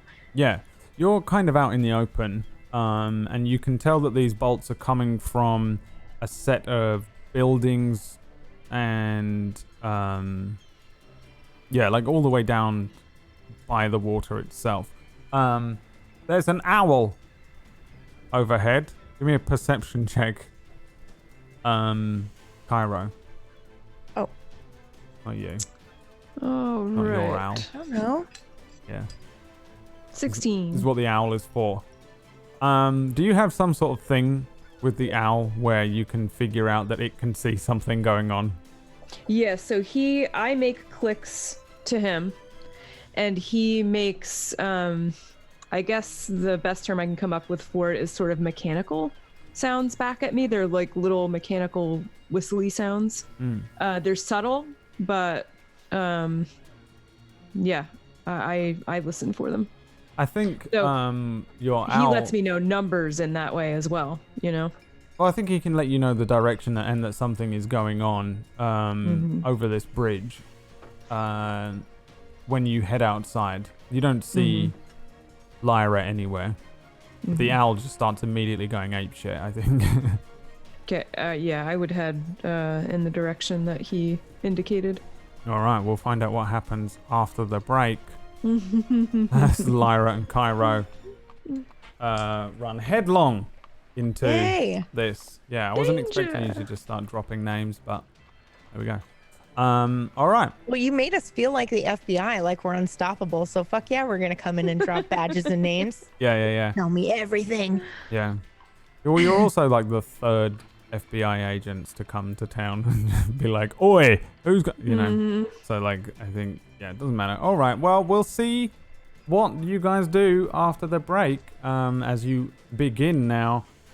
Begin pulling at the first of the threads of the B-Story campaign, figuring out what's going on here in Caspon Wharf, and maybe what's generally going on outside of that. Thanks for joining us and watching. See you after the break. We'll be back after the break. I was going to mention that we have podcast versions of this going on. Yes. Because we still need to... Good job. We still need people to go and hit Please. like and subscribe. I don't know how to not say that. Oh, right. YouTube. Rate It's the really podcast. rate and review. Rate and review. Please rate and review the on Dying Order Apple. podcast because it gives us a lot of exposure when they put them on New and Noteworthy and things. So And if you're that's what listening we're to this, trying to do. That's what Yeah. we're trying to get it on New and Noteworthy. Please, please, please. We need your help. Can you drop the link to make it easy for people? Yes. Yes, I can. no, I won't do that. You got Google.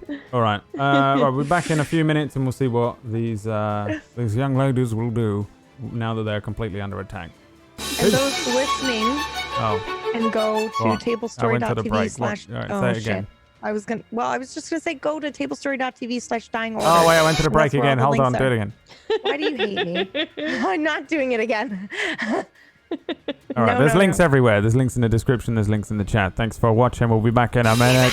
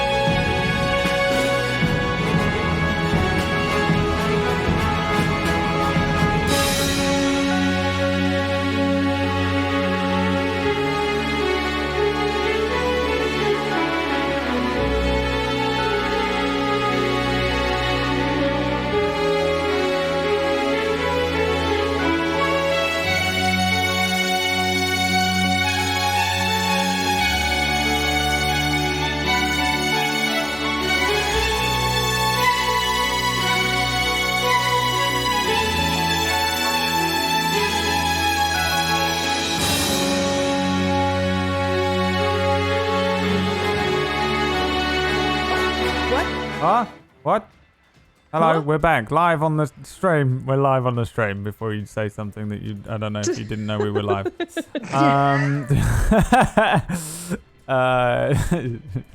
there... And it was £5,000 that I spent on that prostitute. What? It's courtesan, lady of the night. All right. Strumpet. Welcome back, strumpets, to the Inquisition's dying order, and I've been thrown too hard today. I've been thrown too hard. Here we are, back in Caspon Wharf. So let's just jump back into it. You two, one of you is probably running towards the area. What are you doing, Cairo? How are you? How are you approaching this? I am full out running. When Keepy signals that there's something up, it's never a small deal. So definitely running. It's not too far away when you see a dead body, probably, or someone and Lyra next to it. Standing or beginning to stand, I guess. Lyra, as you stand up and start to look around. I don't think you can tell whether she's killed him or not. By the way, Cairo. Okay. Right. Yeah, it could have been a self-defense situation. Yeah. So Keepy didn't, he has whistles that he does for 2 enemies, 3 enemies. All he has said is a direction so far, right? I think he probably, you can give me an animal handling check. Oh, gladly. I handle some animals. Let me make sure I have the right character sheet here because I've got several open. What's the matter, guys? Okay, animal handling. And 15. 15, that's a pass. Yeah, roll me a perception check. Okay. Oh god, way too many things open. Bear with me, folks. I am perceiving lots of things with a 5. 5? Oh, you have advantage. This gives you advantage. That's why I'm doing it. Sorry, roll again. I shall roll again. I remember That's right. your feature now. I get You have an advantage. avian 21. scout. Basically, she has an avian scout feature, which is something that I hacked to make more sense than the thing that she got. You can roll a perception check with advantage if you make an animal handling check and beat the DC of 10. Your advantage does not help you much. I think maybe Keepy doesn't fully understand who is and who isn't a threat here. There's still a bunch of people around, and there's just one dead dude and Lyra and some stuff going on. I think probably not only are the assailants well hidden, but also maybe just the bird isn't able to work out exactly what's going on. So that's why maybe you don't get any information other than the direction in which Lyra is. Gotcha. And that clearly something is going on because she's frantically maybe beginning to move quickly. Okay. And Lyra, what are you doing? Finding cover. Okay.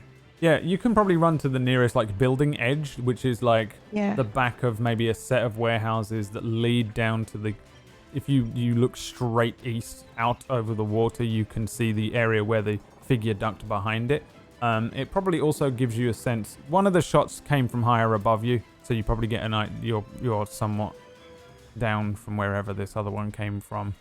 And you guys are probably within shouting range of each other. You can probably hear each other as Cairo comes running in. Can she see me? Yeah. Then I won't actually shout at her. I will just signal to her that there are people firing long distance around the corner. And Cairo, do you... What is What do you the do? cover situation near Lyra? Pretty good. I'm standing by a building, yeah. So you can either join me, or I don't know if there's anything across or Is there anything that Side. gives me... Yeah, cross, what I'll do. Here's what I'm going to do. I'm going to give you a battle map. yes, that will Pretty close pretty princess. to what I've described, but it's the best I can probably do. Yeah. here we are. Here is a dead man. Holy shit. And you've probably run down here. You're probably hiding here. Behind this wall.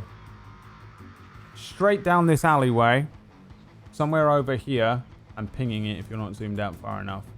Is where you saw the assailants. And they could be up on the roofs. Wait, I'm sorry. Could you ping that one more time? I missed it. Yeah. Down there. Okay. Somewhere along, sorry, Tuesday, if you don't see it, I can just do this. Oh, I do. Yeah. Somewhere down there, you can see is where the figure went. They probably went. They're probably behind here somewhere. Okay. Gotcha. Right. So but I'm gonna you go. also know there right were some other here. shots. Give me initiative check Certainly. while we roll. Remember to click on your token before you click the thing. Yes, I gotta move the turn order thing to make sure I'm clicked on my token. There we go. Oh, damn. Oh, damn. All right. Lyra. You are first in the turn order. May I use my feline agility to go up onto the roof? I think you may. You have Tabaxis have a climbing thing. I think you are the first Tabaxi I've ever had as a Yes. player character, so I don't remember what you can do, but I think you can climb stuff crazy well. Is it like without a back? Like what can you do? What's the climbing? You could probably just jump up there. I feel like they Yeah, can just Assassin's Creed up buildings, especially since you're a rogue.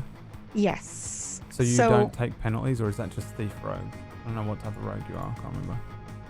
I actually don't know if it says if I'm a specific type of rogue. Oh, it just says Inquisitive Rogue. Yeah, that's a type. That's a new bullshit rogue. Okay, awesome.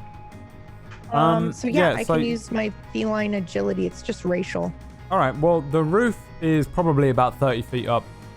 Okay. So you'd use 30 feet of your movement to climb up on top of it, but at no penalty. So you can move up on top of this roof here. Okay. Yeah, so what I'll do is I will get up. After I've signaled to Cairo, I will put my rifle behind me and I just jump onto the wall to my right and then like kind of parkour my way up to the roof. And then once I'm on the roof, do I see anybody? Can I like try to stay hidden and see if I see any enemies? You can do. You don't see anyone. Okay. Without actively, you can do like an active scan of the area with an action perception check, or you can hide, which is I think what you wanted to do. Yeah, then I will hide and I will get my rifle out. When you say hide, you're kind of stood on the edge of a roof. Yeah. The map has some decent things you can hide behind, kind of these like dips and stuff, and you can hide That's behind exactly what I was going to say. But This if you dip move right to here. here, then you've used 30 feet of your movement. So the feline agility allows you to double your speed until the end of your turn. Okay. Just free? So, yeah. Okay. She a cat, It's- brah. And then once you use this trait, you can't use it again until you move 0 feet on one of your turns. Oh, okay, nice. All right. Yeah. So, and it's 35 for her. So I'll just go ahead and move here and duck behind this other roof corner and hide.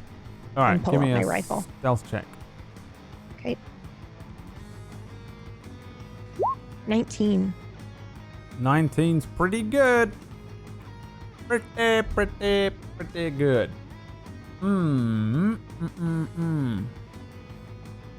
Here, I'll put it in the chat so everybody can see it. You see movement from the other roof across from you, behind where that chimney thing is. As you see one of the enemy type people. What you see is a very young looking human woman, maybe child, like straight up looks like maybe a teenager.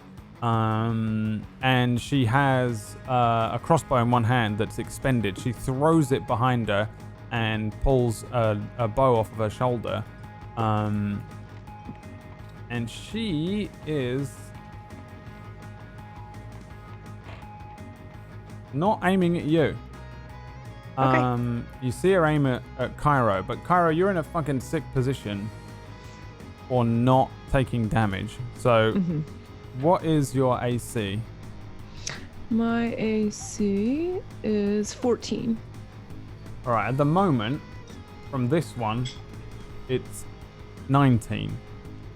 Nice. In this position. Gotcha. Yeah. And they go there. So, let me roll. In fact, I can roll here. So, yeah, you have cover right now. I don't know why. Look, this is not my day for this. I have to keep reopening things to make it work. Bam. 17. Lucky you're in cover. Yeah. She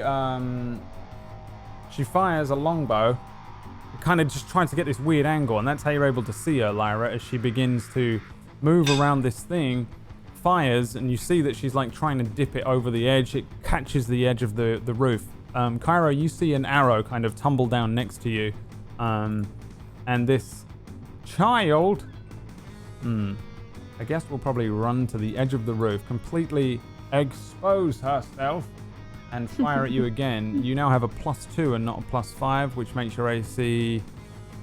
What did you say it was, sorry? It was 19. Oh, mine is 14, it? so it's 16 now.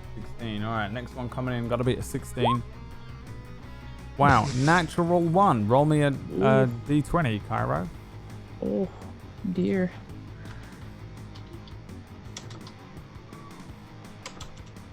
Wow, I'm slow today. Sorry, guys. 1d20. What? That was 0. Not, Oh. no, Impressive I did work. Not. Oh my god. It is not a 0. It's a what? It's a 1. That's good. Don't worry. This is the fail for this person. Table for the other person. Yeah. She Okay. throws, but she stumbles as she slips on a strange tile. And you can see her pretty well now, Larry. You can see that she's she looks like she could just be somebody who works on the docks. You saw a few of these types of younger kids running up and down the docks when you guys came in. Like they were like carrying things. They seem like laborers or runners that work along the docks. And she just seems like one of those. She's wearing like a white, pretty thin tunic, pretty loose. Like it maybe wouldn't fit her. She looks like a street urchin or something, very dirty, worn. She's got like big kind of baggy pants and very old looking thick boots on. Pretty plain looking. And she kind of stumbles as she slips on one of these roof tiles. It's like the choice that she has is fall off the roof and hold the longbow, or let go of the longbow and grab onto one of the other tiles behind her. If she chooses to grab onto the roof, and you see the longbow launch off of the roof and hit the ground below. Where she stumbles, I think that is where this turn ends, bringing us to Cairo. What do you want to do?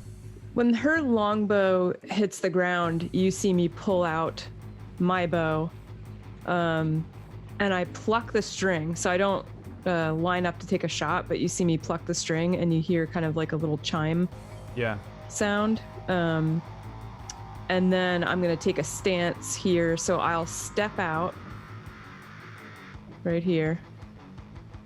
And presumably I have a good angle on her from there. And I'll take a bit of a wide stance and take a shot at her with my bow. Yeah, you can see her from there. All right, here comes the shot. Oh, yeah, well, actually, first, sorry. Sorry, you activated my trap card. That's when the other two appear. You see them, I think, fire these 2 arrows. One is going to have a rough time getting you. So further down the alleyway here, one pokes their head out. And there's another one on a roof directly ahead of where you are, Lyra. Again, behind a thick chimney. They come out from behind it. They had readied actions for when one of you reveals yourselves. And this is going to be horrific. As a barrage of arrows suddenly come flying towards you. You don't. You have cover from the first 2 So your AC is 16 again. Why doesn't this work? Roll 20, please. Hey, 7 and 7. Wow, you are Ooh. very lucky today. I have got no luck today at all. So 2 arrows come flying over, and you suddenly see that they're coming from on the roof in front of where Lyra is, but they seem to arch over towards and down next to you. One of them hits the ground next to where old Ben is dead, pings off the side, and another one hits the further wall. But then you see a figure turn around the corner almost with the go from the top figure and fire 2 arrows. And you can see that these also look very much like street urchins, same kind of young looking figures, 2 younger looking boys. One of them maybe is very, very early 20s, one maybe even younger than the one that's up on the roof. And it's the one who is the very youngest that fires at you now, maybe 15 years old, a 17 and a 12, and these you don't have cover for, so the 17 I assume hits. It does. And an arrow, 6 piercing. You see it just pung, catches Cairo maybe in the thigh. As you stumble backward, there is an arrow in your leg, and you take 6 piercing damage. However, all of these, they're scouts is what they are in the monster manual, but well, I'll call them that for now. The scouts are all revealed, all 3 of them. And now you fire your longbow, and on a 25 arrow to the knee. Sorry. Took an arrow to the thigh. Okay, I quickly changed my mind before I said it. You do hit with the 25. All right, here comes the damage. 8. And then we can add 5 to that for Songbow's 1 minute ability. So that would be 13, but I'm also going to 1d8 for Colossus Slayer. I think it needs to be injured for Colossus. You're right, that one's not injured, so it will just be 13. So your bow has an ability, Songbow. As a bonus action, plucking the string of Songbow will play a soft chime that is pleasant to the ears. The chime rings for 1 minute, and while the chime is playing, you can add a +5 to any attack or damage roll you make in that time. Once you use this feature, it cannot be used again until you complete a short rest. So that's 10 turns, okay? Mm-hmm. That's so awesome. And yeah, so you hear this chime going off, however it sounds, and this arrow launches upwards towards the scout on the roof, dealing 8 piercing damage. You see her like kind of holding on, and this arrow just bam straight into the fleshy part above, between the chest and shoulder area. And she kind of like lets go of this thing and begins to slide down again, reaching out with her other arm. She holds on. It's 13 damage. 13 damage, you are right. In fact, roll me a 1d6 then. That's enough damage to make her fall off the roof. Oh! Yes, please. She's holding on. 5. Yeah, she's sliding down. You like the same thing happens. She slides down, but she like cries out and then weakly reaches towards a tile before she just slips off the edge, and she falls kind of awkwardly, and you just hear this crunch as her head smacks with the cobblestone. Bang! And she's out like a light on the ground. She's splayed out at an awkward angle. There's blood pouring out of this wound. Her nose is all crunched and broken up. You've taken one of them out. This is what happens when PB and I come to town. Apparently. What would you like to do next? 15-year-olds. Sorry. I'm going to use my remaining movement to dip back under cover over here. Yeah, okay. Bringing us to Lyra's turn. Lyra, you are currently hidden. I would like to. So I saw these arrows come out and try to. Well, one of them did successfully hit her. Am I able to deduce where they are roughly located since they were? Yeah, I think you can see them pretty clearly. Oh, I can see them. Oh, okay, awesome. Well, actually, maybe you can't see the one on the ground very clearly, actually. I think you can definitely see the one ahead of you. I can see the fucker on the roof, though, right? Yeah, they were hiding. Okay. I will use a bonus action to do insightful fighting. Wow. What does that do? On this guy, you gain the ability to decipher an opponent's tactics and develop a counter. As a bonus action, you make a wisdom insight check against a creature that you can see that isn't incapacitated, contested by the target's charisma. If you succeed, you can use your sneak attack, even if you don't have advantage on the attack roll. Right. Okay. Nice. And then it lasts for a minute. And you're as doing that well. on this guy directly ahead of you? Uh-huh. The like older boy. It looks exactly like Rufio from Hook. Don't hurt me. He doesn't really. He doesn't. He just looks like Okay. a street He's rat. just Riff rat. young. Looks like a lad. Okay. Alright. All right. So he makes a wisdom save. Did you say? Sorry. Charisma. As a bonus action, you make a Contested wisdom. by the target's charisma. Charisma. So they do, charisma. And I do the 8. wisdom. You do an insight check. Yep. 9. 9. Yeah, you beat it. So if you succeed, you can use your sneak attack against that target, even if you don't have advantage on the target, but not if you have disadvantage. Okay. Right. Okay. So then I will do that, and I will shoot him with my rifle. All right. You do have advantage. Yay. He doesn't know where the fuck you are. You just pop up out of nowhere. Just a giant furry on a roof with a Short. silenced rifle. Of course, you have this ridiculous weapon as well. Mhm. What is your weapon? It's called a silence rifle. That's all that's oh, never mind. Okay, it's an experimental marksman rifle that has a cushioned sphere on the end of the barrel, and it neutralizes all sound. There's a 10% chance that the sphere will fail or the gun will misfire. The user is able to choose which, forcibly having the gun fire or taking time to adjust the sphere. You roll a 1d10. On a 1, the silence rifle either makes a loud bang heard for 100 feet or it misfires. Player choice. All right. Roll a d10.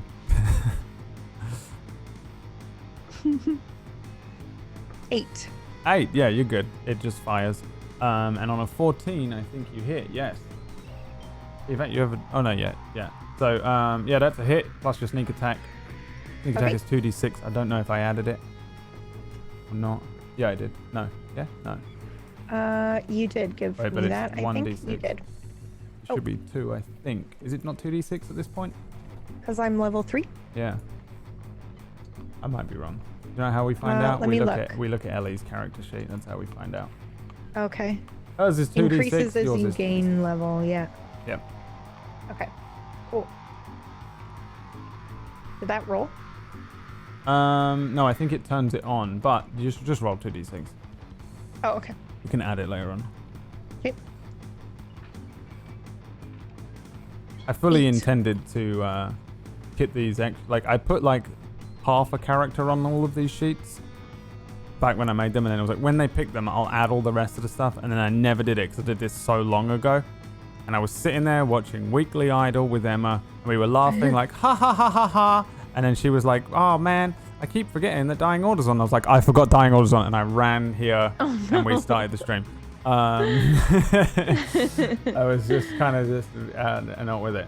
And so I didn't add the thing. That was my plan for today. The last thing I had to do was add the little, just check everything, cross my T's and dot my I's, which I didn't do with your character sheets. So I'm sorry.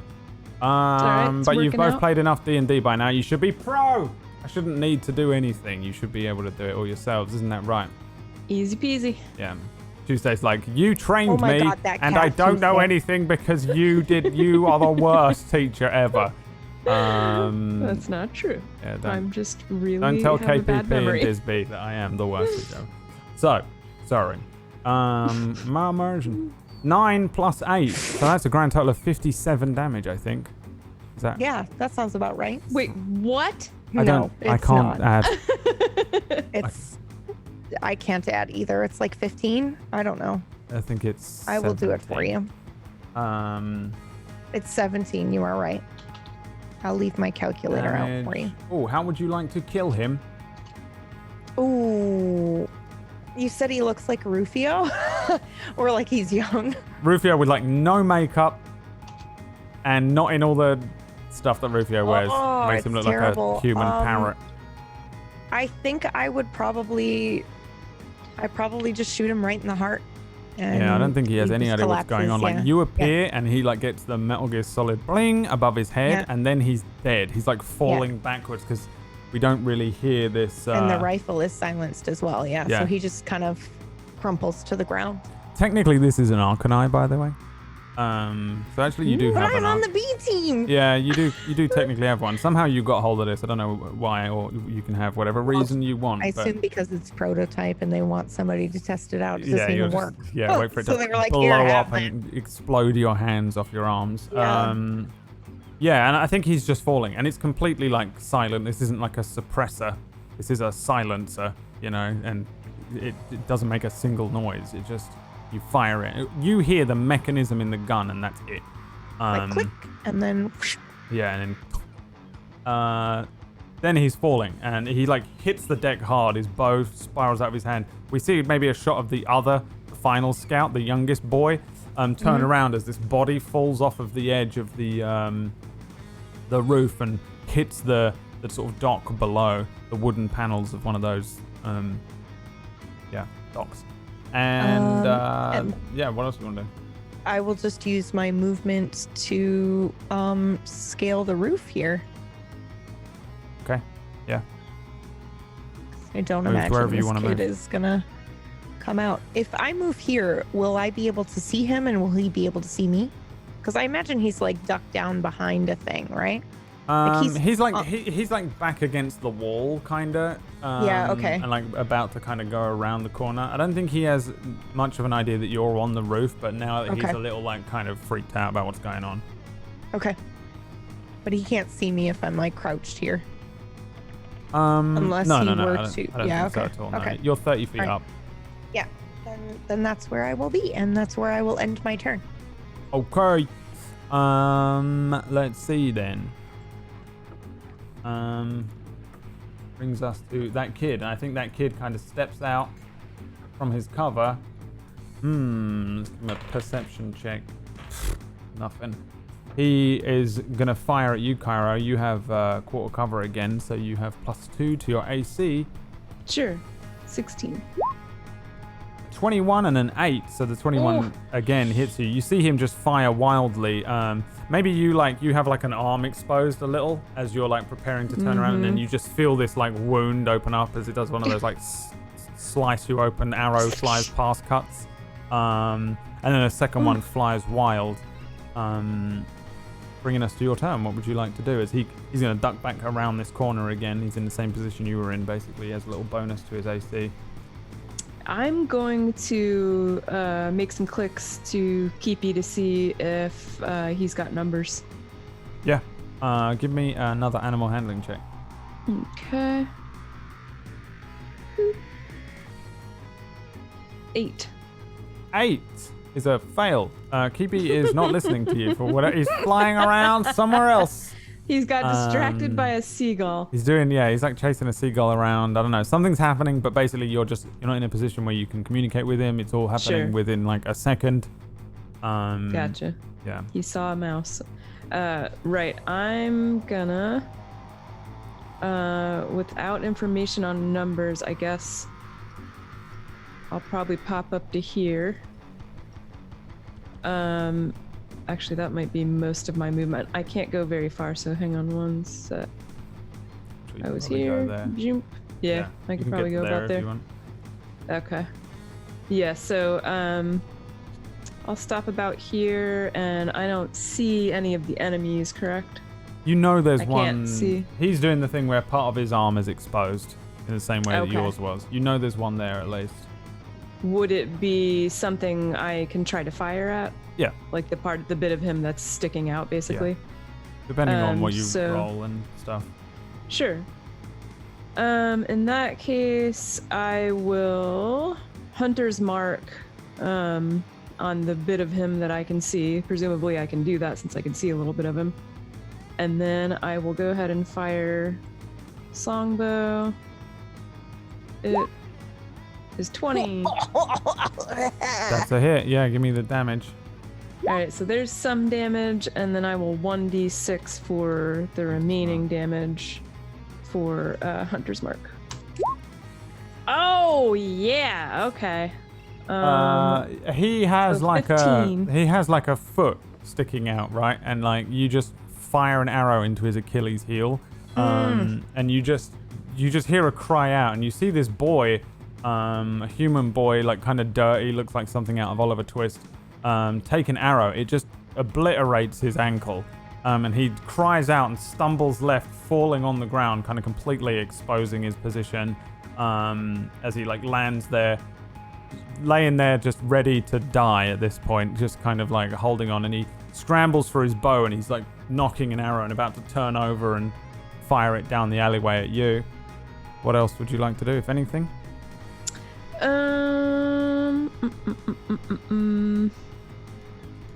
Nothing, actually. All right. Lyra, your turn.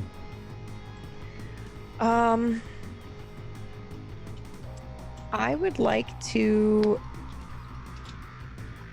I can see him now, fully, correct? Oh he yeah, stepped out from he's so from easy behind? to see. Yeah, he's like scrambling around.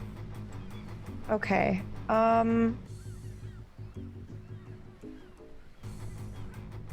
want to shoot him, but I want to incapacitate him. I don't want to kill him. You can try and shoot the weapon out of his. Yeah, that's what I Hands. would like to try to do. All right, I think this is a weird check that you can do. I think everyone can do a disarming check. I think you make me an attack roll. I think they have to make a strength check. Okay. Oh, chat is pointing out that +5 for the song songbow. isn't over. Yeah. Oh, yeah. Well, Well, he might be dead. All right, go for it. it's up to you. Do you want to add it? I didn't think to add it. I don't know. Yeah, I didn't think to add it, so maybe we just don't. Then it didn't happen. If it didn't happen, it didn't Okay. happen. Right. And we'll carry on. Yeah, so disarm someone. Use a weapon attack to attempt to knock the weapon out. Yeah, they have to make a strength or a dex check. You have a disadvantage if they're holding an item with both hands. Is he? Yes, it's a longbow. Am I able to use my insightful fighting to cancel out that disadvantage?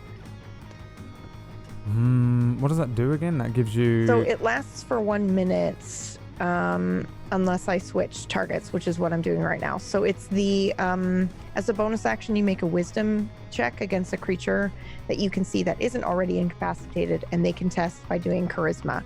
If you succeed, you can use your sneak attack against the target, even if you don't have advantage on the roll. Yeah, since you're not trying to kill them, I'll give it to you for this one.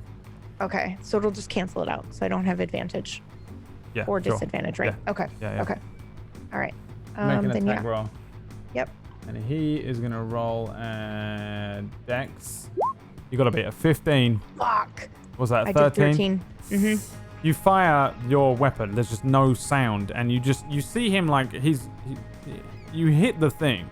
You just see he's like boom. There's like a chunk of wood that splits off of it, but he just kind of like looks around, shocked, like he doesn't know what the hell is happening. He looks at the thing in his hands, but he's still holding on to it, like he's got that like panicked super strength, and he doesn't let go of it at all. And he fumbles again for another arrow, trying to knock one.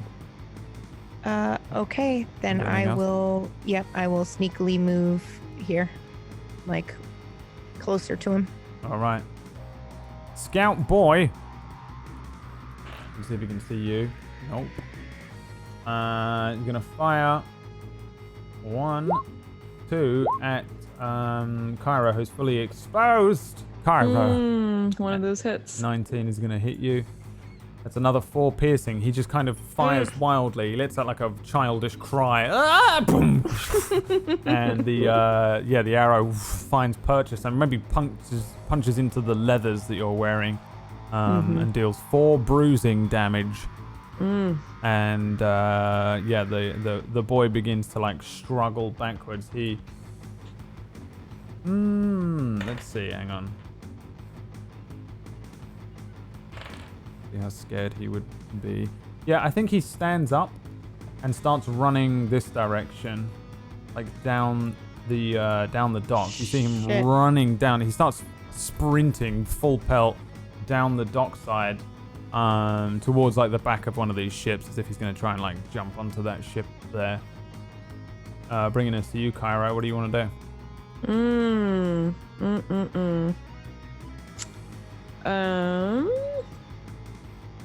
I'm gonna give chase.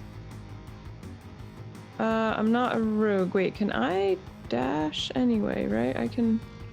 He's limp sprinting, okay? He's limp sprinting, doing that crazy limp sprint they do in movies where they're running and they're probably about to show in the back.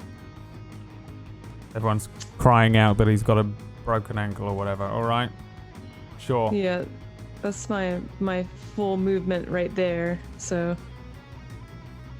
Zombie run.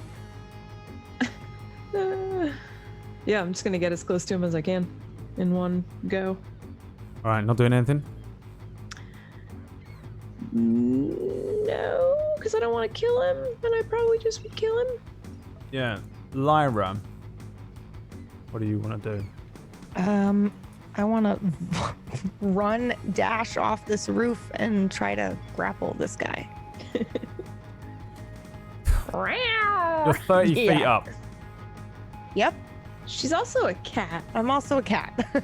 You are a cat. If I've got 20, like, jump up, and then it's only a 10-foot drop. Okay. Give me an acrobatics check. We'll just go with that. Okay. This will be with disadvantage if you weren't a cat.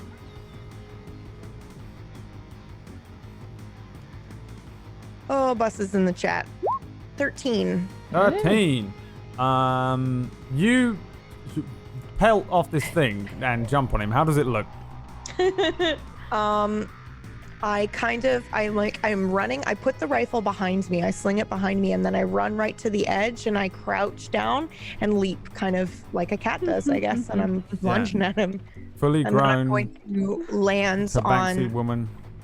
Yeah, You're I landing land on him. my haunches. Oh, okay. I don't think I can quite land on him. I'd have to probably walk a couple feet on the steps on the dock, but then I'm gonna grapple him. Yeah. Yeah. All right.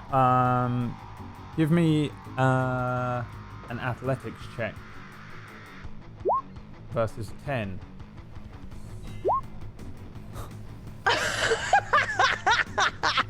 A natural 1. Here's what happened. You leap off this thing. You land and you kind of like roll once, and then like maybe all fours run a couple, and then like jump up and start moving after this kid, and then you just dive at him to grapple him, and you do it. You get your arms around his legs, and you bring him down, and his face hits the deck and deals 1 damage to him, which kills him. This kid is maybe 13, and you just grab his legs, and he just goes down hard. He lets out a cry, bang, crunch. His face hits this deck and just splits open, and blood flies out in front of him. And then he kind of goes limp in your arms. This boy splays out. There's a dead body kind of crumpled awkwardly against the roof behind you, and there's one behind Cairo, which fell off the roof, who may be alive. I don't think you're too sure, because she didn't actively die. The other two look very dead. You just kind of like probably take a moment to breathe. There's some silence for a second before you hear a slow clap. And then you look up at the edge of this ship that is in front of you, and you see a figure who appears maybe over the edge and looks down at where you guys are. A pretty old looking dude, maybe in his 60s. He's got a very thick grey beard that runs down over just normal looking overalls. He looks like he would just work on the docks as a dock hand. He waves a hand over where all these boys are, and he kind of stretches his neck, and you can see a dragonfly tattoo on his neck, and these deep wrinkles on his face and these eyes as he looks over where each of you are, and says, "These are useless boys. Very useless boys. And this one, I have more daughters." He looks down at you and says, "You have to be very careful who you are asking questions about." I looking assume at this you, is Lyra. the Dragonfly? The ship? Give me a quick Yeah. perception check. See if you can... 23? If you made it out. I'm Oh, yeah. assuming the fucking letters are like Dragonfly. No. Oh. The ship is known as the Lark. And it's... Oh. The Dragonfly is like a caravel almost. It's like a bigger ship designed for like trading and things. This is more of like a schooner. It's a little smaller, designed for a little more speed. Okay. It's a weird shape, but it's... Yeah, it doesn't look like a merchant ship necessarily. It looks more just like maybe a personal ship, something like that. Kind of nicely painted, although the front of the ship has this weird black and yellow kind of haphazard. It almost looks like a paint spill on it, but it just doesn't look like anything weird. The guy on it looks like just a normal deckhand. He looks down at you and says, You must be Lyra. And that one, K something.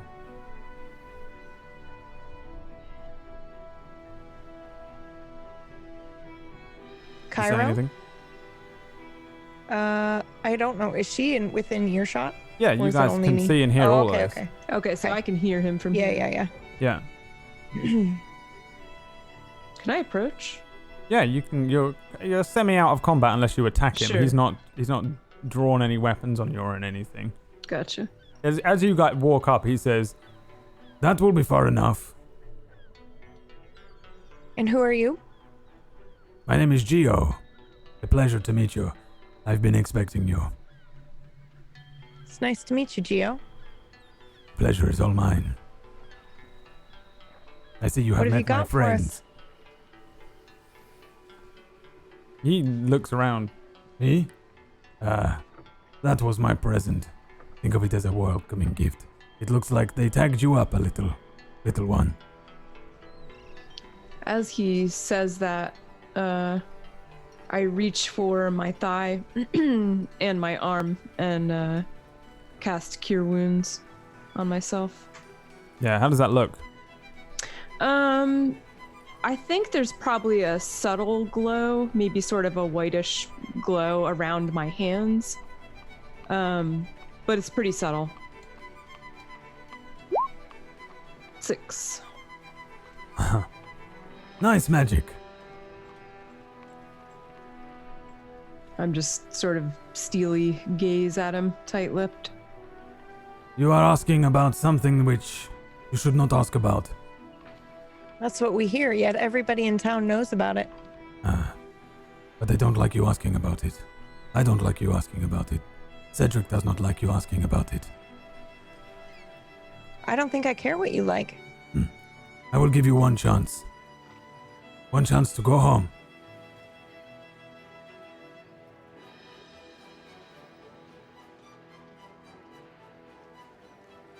Where's Sea Stalker? I'm sure this information you would like to know, but it is above your pay grade, B Squad. He calls us B Squad. He shouldn't know that, by the way. Just red flag for you both. Yeah, just he because it's shouldn't there. know we're in. Yeah. He shouldn't know that at all.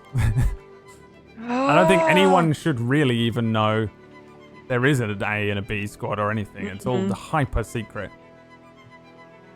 And if we don't, Well, I will send you packing another way. Back to the gods if they're still up there.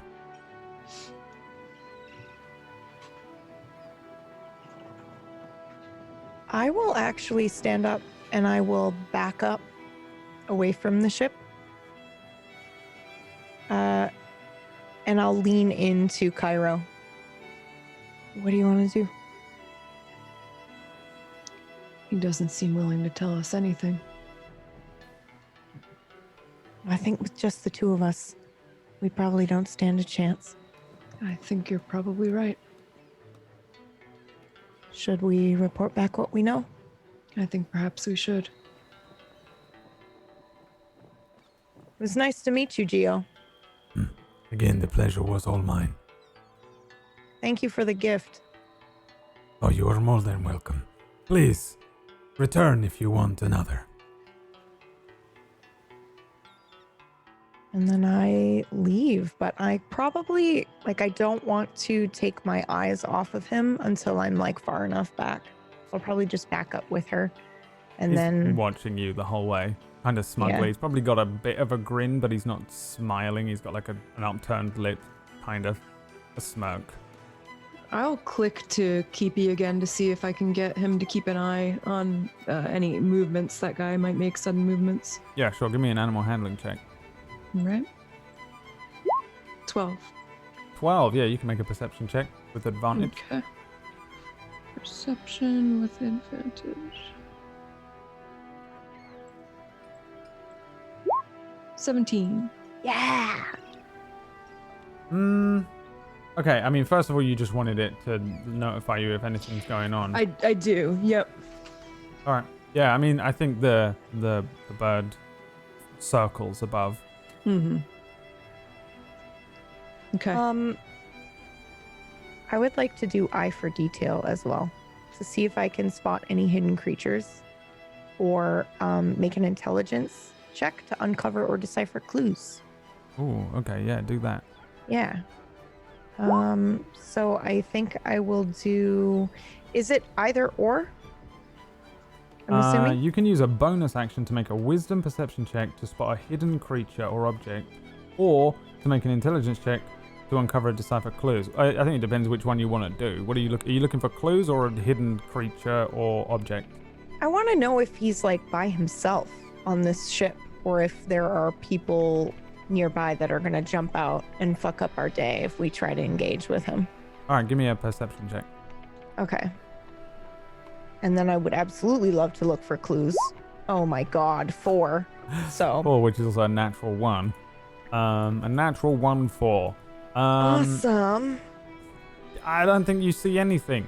But that doesn't mean there isn't anything there. I think the situation is all haywire. There's way too much going on. This runs too deep in this town. You may be a little out of your depth and you're not sure at all who's in on it, who's what. You're looking around and I think you can see that there are people still moving around. Some of them are just kind of keeping their heads down like, oh, fuck. And other people just seem to be moving away or keeping a wary distance. But no one seems to engage you. Some of them seem calm, some of them don't, but that doesn't necessarily mean anything to you at this point. You just maybe feel a little like, I don't know who's doing what or whether there's concealed things going on.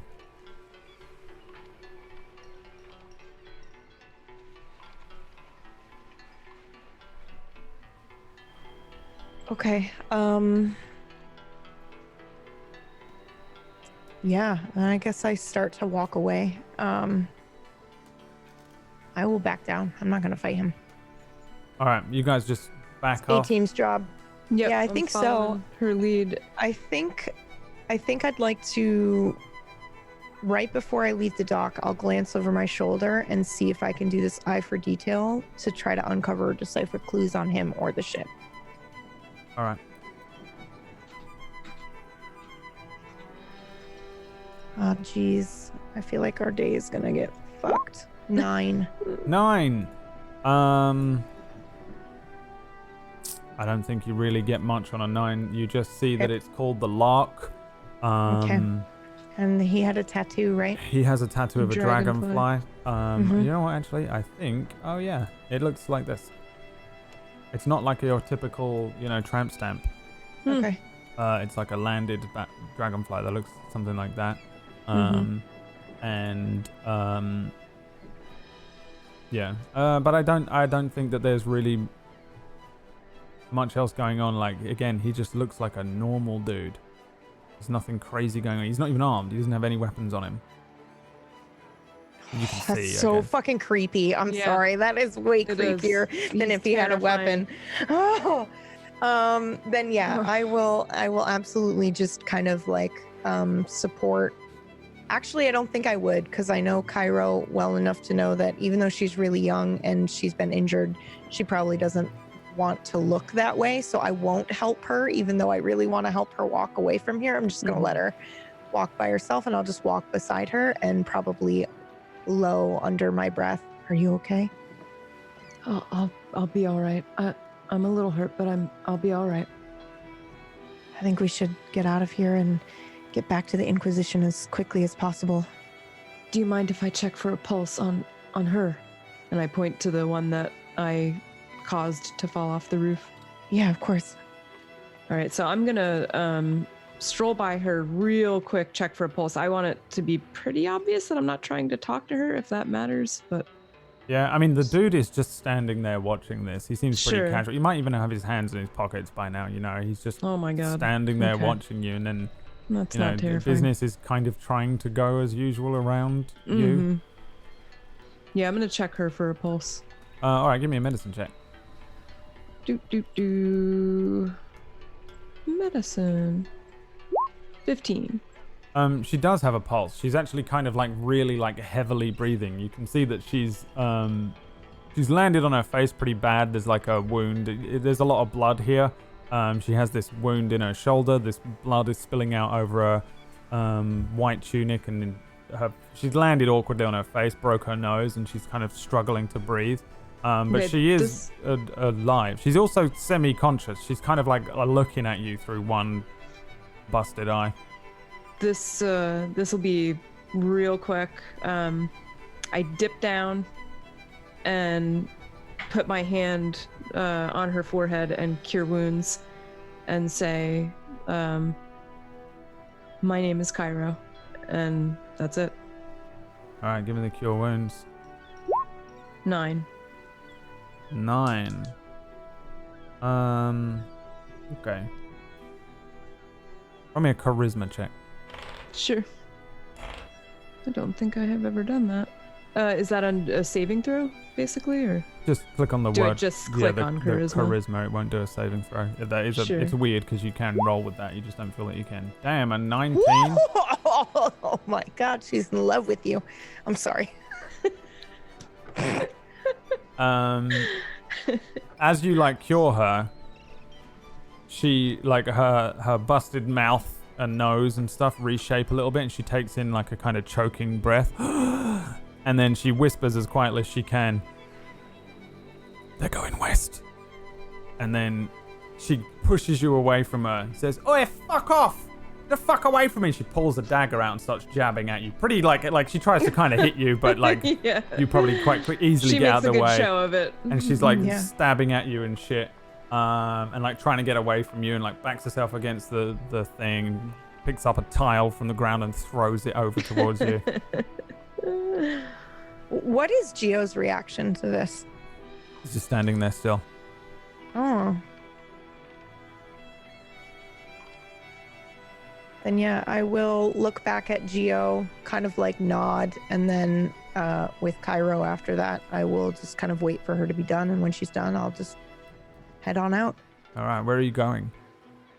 Probably, we didn't even leave any items. I honestly don't even think we would go back to the inn. I think we would try to catch the train I first think thing in we'd the go morning. straight to the train. He said Yeah. we could even sleep on the train. Yeah. Yeah. I think we'll just take watches. Yeah. So you guys head back up towards where the train is. You can see that the conductor is sat in that little room. He's sitting there with like a really long Gandalf-style hobbit pipe, just kind of smoking on it as he sees you two approach. And you know, it's been maybe like a few minutes walk back up this hill. Nobody seems to have followed you, and you're in like open plains here. There isn't like anything going on. No one like necessarily seems to have followed you up, but you come to where this train is, and you see the little gnome in there, and he waves at you. Oh, did you leave something on the train, Inquisitor? Oh, you are quite injured. I'm a little hurt. I'll be all right. What happened in this town? For an Inquisitor, you should have just flashed a badge. There's a lot going on in this town, actually, it would seem, and I don't push past him so much as I kind of skirt to the side and go take my seat because I'd like to start healing myself. And on the way in, this is kind of just the way things are with Keepy. He keeps a good eye on me. You just see him swoop in and not land on my shoulder, but land on the seat opposite me, just on the back of it. Yeah. The gnome says, Well, the preparations for the train are not quite finished. When will they be done? Well, I don't really do it. I can go and ask. But, I suppose, we are leaving immediately, yes? Yes, please. Very well. I will see how quickly we can turn it around. Oh, and don't worry. You're quite safe here on the train. Get on the train now. Can we insight check him? Saw that look. Yeah. Go on then. Yeah, gotta beat a 2. 17. He's super telling the truth. He seems like he is totally on your side. For the most part, train conductors are like you. They're a little outside of normal laws. They stick to their trains. They love their trains. It's their thing. And they're not really beholden to any city or government necessarily. A lot of the cities and stuff still run themselves. We're still in progressive medieval era. With a lot of the cities are just run by their own mayor or their own whoever. And because of that, the train conductors are relatively the train is its own little city almost. They're a little outside of the law a little bit. They police their own trains and things. So I think a lot of the train conductors of the world and the Inquisition have a similar vibe. And I think that you've always kind of seen that weird eye to eye with train conductors, I would imagine. If a policeman has that with a fireman, that maybe that kind of level of thing going on. We've all seen some shit. And they're not they don't really report to anyone directly or anything either. So I think it seems like he's very much telling the truth. Okay. And he looks down the road where you came from as well and squints a little bit as if he's expectantly looking for something, and then you see him turn around and go on. Oh, I was just gonna say, I don't think they'll follow us. Oh, no. Okay. It was just what, ruffians or something worse? I think it was something worse. What did you say your name was again? My name is Clasesio. Clasesio. Yes. 3 Z's and a K. That's wonderful. Can you do me a favor? Yes. My friend over there is a little hurt, and we skipped dinner. You think you could find some medicine and a meal? Of course we can find you some food, yes, I'm sure. It would not be very nice. That's okay. Okay. I will find some for you. And then you hear him running down the side of the train, shouting towards the front end. The train has magically turned around, by the way. And oh, that's so cool. you can witness it, but you see the other end of the train is at the far end, and he's running. Quickly now, we have to get going. And then you probably hear a gruff voice of someone All right, ready to... No, you have to do it. and they start to bicker before you hear them begin to work on some stuff. You guys step onto the train, maybe move back into the carriage that you arrived in. Is it a private carriage? It is, yeah. Okay. It's sealed. I mean, there's no one on it because there's no train leaving yet. But I just mean our little section is private anyway. Yeah. Okay. Are you sure you're all right? I am. I will be. And then I cast Cure Wounds. I think I have 3 spells per day. So touching my thigh again. And probably wincing a little bit because I'm still pretty hurt.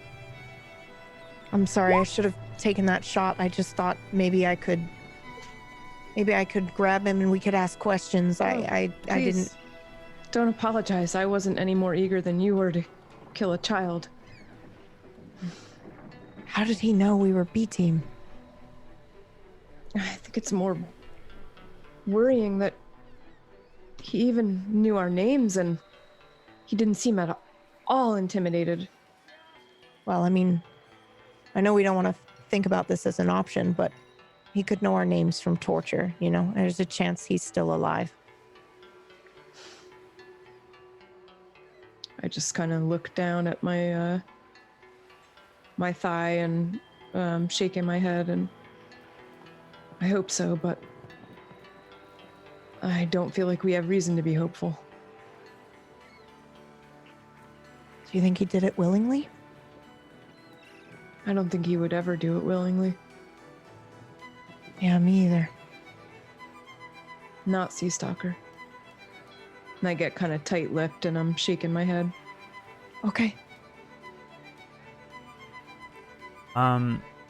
You're probably there for a little while. There's probably like 30 minutes or so where you're kind of hyper-vigilantly checking the windows and doors and making sure nothing's going on. The gnome brings you a little food and some weird alchemical concoctions that he tells you both to drink, and he'll give you vitamins. He brings you some like food. It's like really like, it's not great food. It looks like someone's like lunch that he's just cobbled together and found like some old bread or something like that. Give him a gold piece, please. He then eventually you hear the train rumble and begin to leave again as it heads out, and it's full dark now. Looking outside, you can see that it's full dark. There are no stars, no moon, and that probably strikes you a little bit as odd. Middle of summer, clear night, no stars, no moon. Like there probably should be a moon. It snowed today, right? Mm-hmm. It's snowing again. As the train heads out, and you head back to at least towards Yale or back towards Bologna. And that is pretty much where we end today, apart from one last little scene as we see the figure that was on the ship. He is still on his ship, but you can see that there are a couple of other figures on the ship as well. Full dark again. You see the train leaving, and the camera kind of pans back towards him, and he's looking up to where the train is. There's a bunch of people pulling rigging. There are the bodies have been cleared off. You can see the young girl who was all injured and busted up. She's kind of sitting cross-armed, arms across her chest, kind of sat, angry-looking face, as if she's been scolded. And the figure looks towards where the train is. His eyes look a little funky for a moment, and then he blinks it away and says, Good. You are lucky you have friends in high places. Come then. We sail west by night. Perhaps we can reach Thalmesia for the after party. Set sail. You, go to bed. And the ding-ding of the ship leaving port heads off. On the back of the ship, there are 8 legs pointed and spindled like spiders that clamp into the back of the ship, and there's a crackle of odd arcane energy that lights this odd shape underneath the ship as it begins to leave port and head out. And that's where we end today's little session. Oh, man. That's This right. was amazing. You would have seen that if you'd rolled high enough. You were like, can I roll to see if there's a hidden Arcanii spider on the bottom of the ship? Yes, you can. Please see it. No, you didn't. All right. There you go, everybody. Little. Oh my god. We know where they're going at least. Yeah. So, You know, when somewhere we... there. You know We've got a exactly. direction. Yeah. somewhere. It doesn't make sense that they'd be going to Thalmesia, by the way, because it doesn't exist. Yeah. But you know they're going west. And you do have some information. You have another ship, and you have some stuff. I will say there's a lot of information that was unfound, but I'm sure you don't care. Who cares? Oh, we care. We care, yeah. The I Arcane Treasure care. cares. We don't want to be B team. We want to be A team. Yeah. Well, want to figure this shit out. Maybe by the end of it, you will be, as Man. as the Inquisition mission continues. yeah. Next time we do one of these, there is a hard-coded point in which we'll jump to another one of these episodes. But if not, it'll be next time someone's missing and we fill the void. We'll do a quick couple of shout-outs just because there's only 2 of you. And then we'll jump off. Next week, we will return to your regularly scheduled programming, I think, yes. The Dying Order, we return to the deserts of Dustvale. They're in Dustvale as well, Tuesday. You remember I know. being there? I've been watching. Bloody awful. And no, it's not awful. And we'll see what the main crew are up to. We've got Aura's going to 1v1 as Sandwalker, and then you've got to head out. I think you said you were going the quick but difficult route through the sands to try and get ahead of Symbol.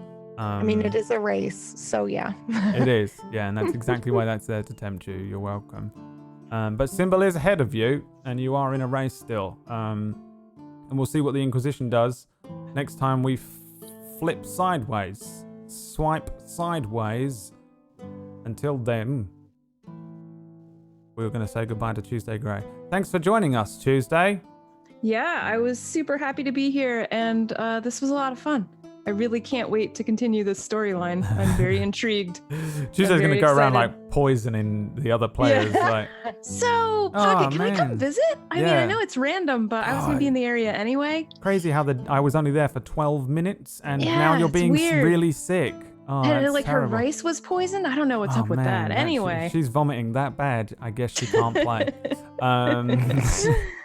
Yeah, she can't play anymore, and I have to. Yeah, what happened to thanks for KPP? watching, She just guys. went missing one day, and then Yeah, I don't know. That was super weird too. really weird. It's unfortunate, but I'm here, so that's all that matters. Guys, thanks for watching. If you want to see more of me, you can do that at /TuesdayGray on Twitch or Twitter. And certainly tune in next week to see what's going on with the main storyline. Yes. And thanks to Raiden for this character, because she's awesome. Yes, thanks to everyone that submitted characters. Piece by piece, we'll probably see them all, I would imagine. I'm not sure. I'm sort of saving back the two that weren't chosen just on the off chance that one of you dies, you know, then you can I have these like Bobby the backup bards that you can use. Obviously one of the NPCs submitted was Sea Stalker, which was the NPC that I took. So it wasn't an option. Mostly the reason, honestly, is that Runty submitted the most confusing, like, here's some homebrew, I found this deep web class that I want this character to be, and I was like, that's not in the character mancer. That's now going to be the other thing that I was planning on doing. I'm not telling you because it's all secrets. So it was just that was all it was. PB. Yes. Oh, hi, I'm Pumpkinberry. You can find me at Twitch and Twitter at Pumpkinberry.